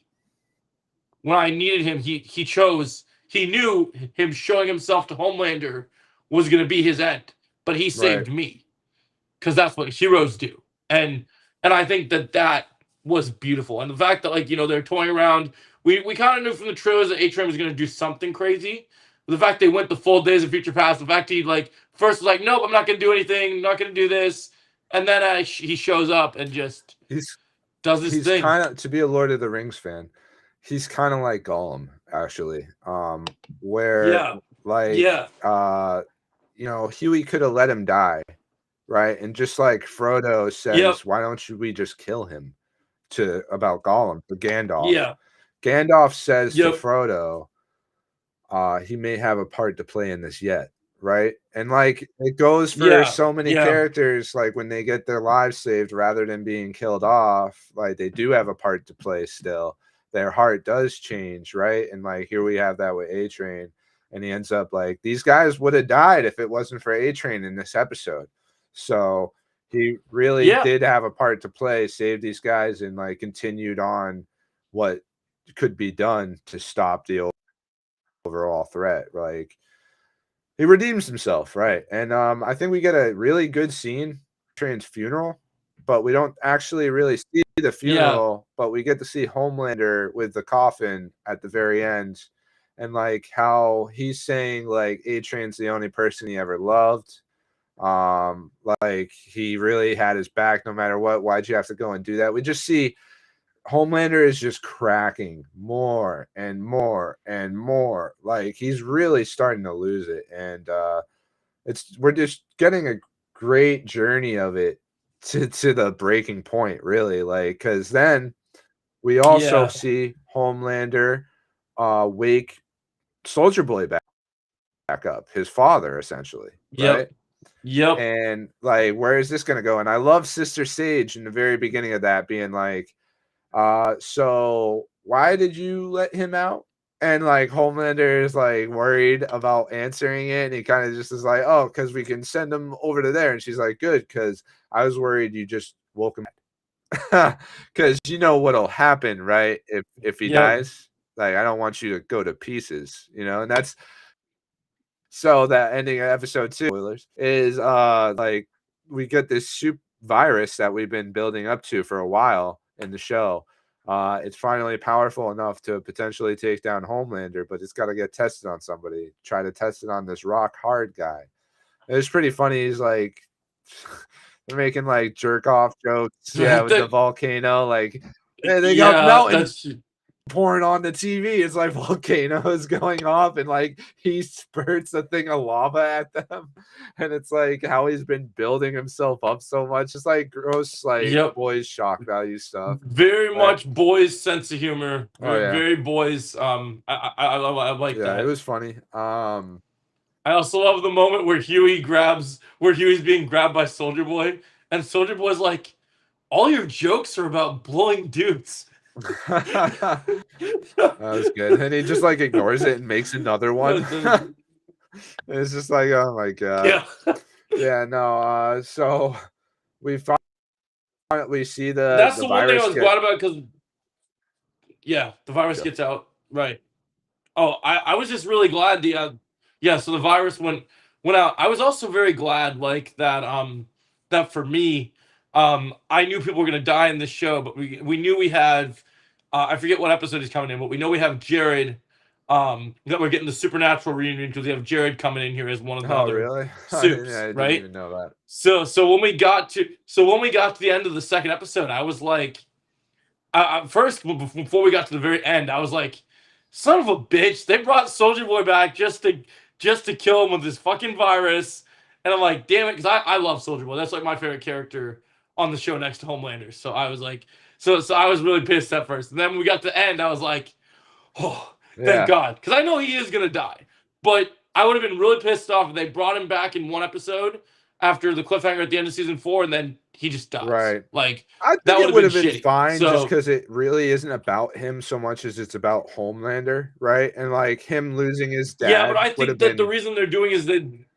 I think him losing his dad Yeah. is another breaking point, right? Like, and that's huge. But like, so right, I think it would have been another we breaking see point. that he lives through the virus in this. Like, he's in a body bag already, and this was actually one of the little pet peeve, you know, when they don't have consistencies in film, where his body bag is Yeah. open over his face for like the first 2 cuts to him. Yeah, And then after that, it's closed, and it's like, why is it closed now? That's just a little thing. But as Homelander's walking away, Yeah. like, you know, keeps losing everybody. Why do bad things keep happening to me? Soldier Yep. Boy sits up in the body bag, and the episode ends. So we know he's not dead, but we saw his face, and it's covered in those hive shit, right? So like when he comes back, he's gonna be pissed off. We don't know if he'll be fully healed or he's gonna actually be deformed now, right? So I almost feel like we're gonna get like some monstrous version of one of these villains, whether it be Soldier Boy or Homelander, where it's like the virus won't kill him, but it turns him into this giant monster, and then like Billy Butcher's like turning into Yeah, this so it giant seemed- monster through the shit inside of him. Like, I love the Yeah. scene where Homelander's like, "Oh my." Now I heard about the rumors, but I hadn't seen it myself. And he's like looking inside of Billy Butcher, and he can see like the monster inside of him. Yep. Yeah, like, I thought that was pretty cool. What was crazy about that scene? Is I knew season 5 we're gonna get these big moments, and I knew that we're gonna get we're building up to. I'm sure the very finale will be Billy Butcher and Homelander fighting. Oh yeah, But one thing I love is that from the first episode, you want to do a first episode right? We find out in season 4 that Billy's gonna die for what he has in him, right? And then in season when he gets this, he keeps using this superpower of his. From the fact that we knew the camps were a trap, the moment that you get to season 4, you literally we enter season 5 episode 1, and we even get to see a little pre Homelander Butcher fight where you see like he actually is like gunning for him when they're dealing with the whole get everybody out of the camp. And I was like, I love that the banter between them back and forth. Like, we've been waiting for this, and the fact that this is the opening of the season and we're seeing them already go at it, that means we're gonna get a monster conclusion to this. I think so. I think it's gonna be good, man. I was starting to get disappointed with the reviews coming out, and actually watching it for myself, I'm like, I'm all in, man. I've been waiting for this. I've been watching The Boys since day 1.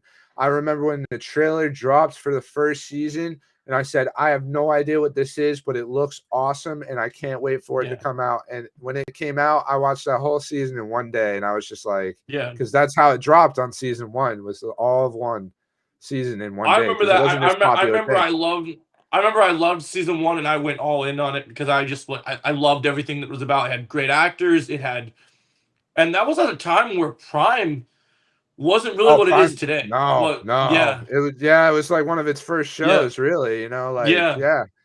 And Invincible wasn't long after that, you know. Yeah, so when you're getting, I'll try to get back into it either tonight or tomorrow, Retro. I'm not committed to any plans on that yet. I'm busy with other things right now, but I'll try to get into it. I'm not really focusing on streaming right now because I have plans to get content out right now. So yeah, get some shorts out, man. I got shorts and I got a couple long forms I want to put out today. So after the podcast, I don't really have anything else going on today. So I actually get the opportunity to. I worked on some scripts for the week, so I'm really excited to get them out because I've been seeing, even though it takes longer time, my Mario review finally got to like 80 something views. So it takes longer, but I am getting traction. So I I just think think the it's shorts are important to the be getting those shorts out every day though, because they're the Oh yeah, ones getting 500, 1,000. well, you're gonna views, like you know my what I mean? next short because my next short is gonna be since it's hard to do boys long form reviews. My next short is of my thoughts on the boys episode 1 and 2. Perfect. Yeah, so Nice, that's gonna dude. be my next thing because it's current. So yeah, no, I really like it. I really We think should this do is a that good one start. today, Joe, because today's it That's my came plan. out. Yeah. Yeah, as soon as we end the show, that's the plan. So it's gonna be done today. Yeah, no, I really love I really love these episodes. I think they're doing a great thing. We heard early on that people are gonna die. Now, obviously, I mean, we know that even though we lost Adrian in the first episode, nobody really major truly died in the second episode because Soldier Boy seems like he is We all had a right. fake. We had a fake out. Yeah. Soldier Boy fake out. Yeah, that's okay. You know, and we still, I mean, 2 characters died, just not ones that were important to us. You know, Rock Yeah. Hard dies, and so does She-Line's boyfriend there. I don't even know what Yeah. his name was, but yeah, Shorts' best reviews. You get more attention. Saturday massive debate without Mario. About Mario. Yeah, Aquatos. there you go. Yeah. Yeah, no, it's good, man. It's good. So Yeah. the boys has been good. Everything's been good, man. It's been a great week for content, like new stuff every single day. I'm pumped. Can't wait for next week and shows that are coming out all over again and do it all over again. So Heck fun yeah. stuff. Yeah, man. I guess love this it. is I'm where gonna we be sad. Yeah. I'm gonna be sad come like what basically June. That's when like all the stuff will be over. you Well, know? next week we should have a really big show because next week we're gonna have all these shows out to talk about, but also we got CinemaCon next week. So, Oh really? so CinemaCon could be movies, TV show news, and we're probably getting that Doomsday stuff. So Yeah, So right. that- so that could be Doomsday cool. trailer on the way, so that should be awesome. Yeah. Right. well, I guess Yeah, we're probably I'm- gonna wrap from here then, right? We're getting ready Yes, to wrap sir. from the. All right. That will do it. Thank you all for watching so much. We always appreciate it, and we'll be back next week at the same bad time, same bad channel. Take it easy, guys. Take care, guys. Take care. That's a Game Boy production.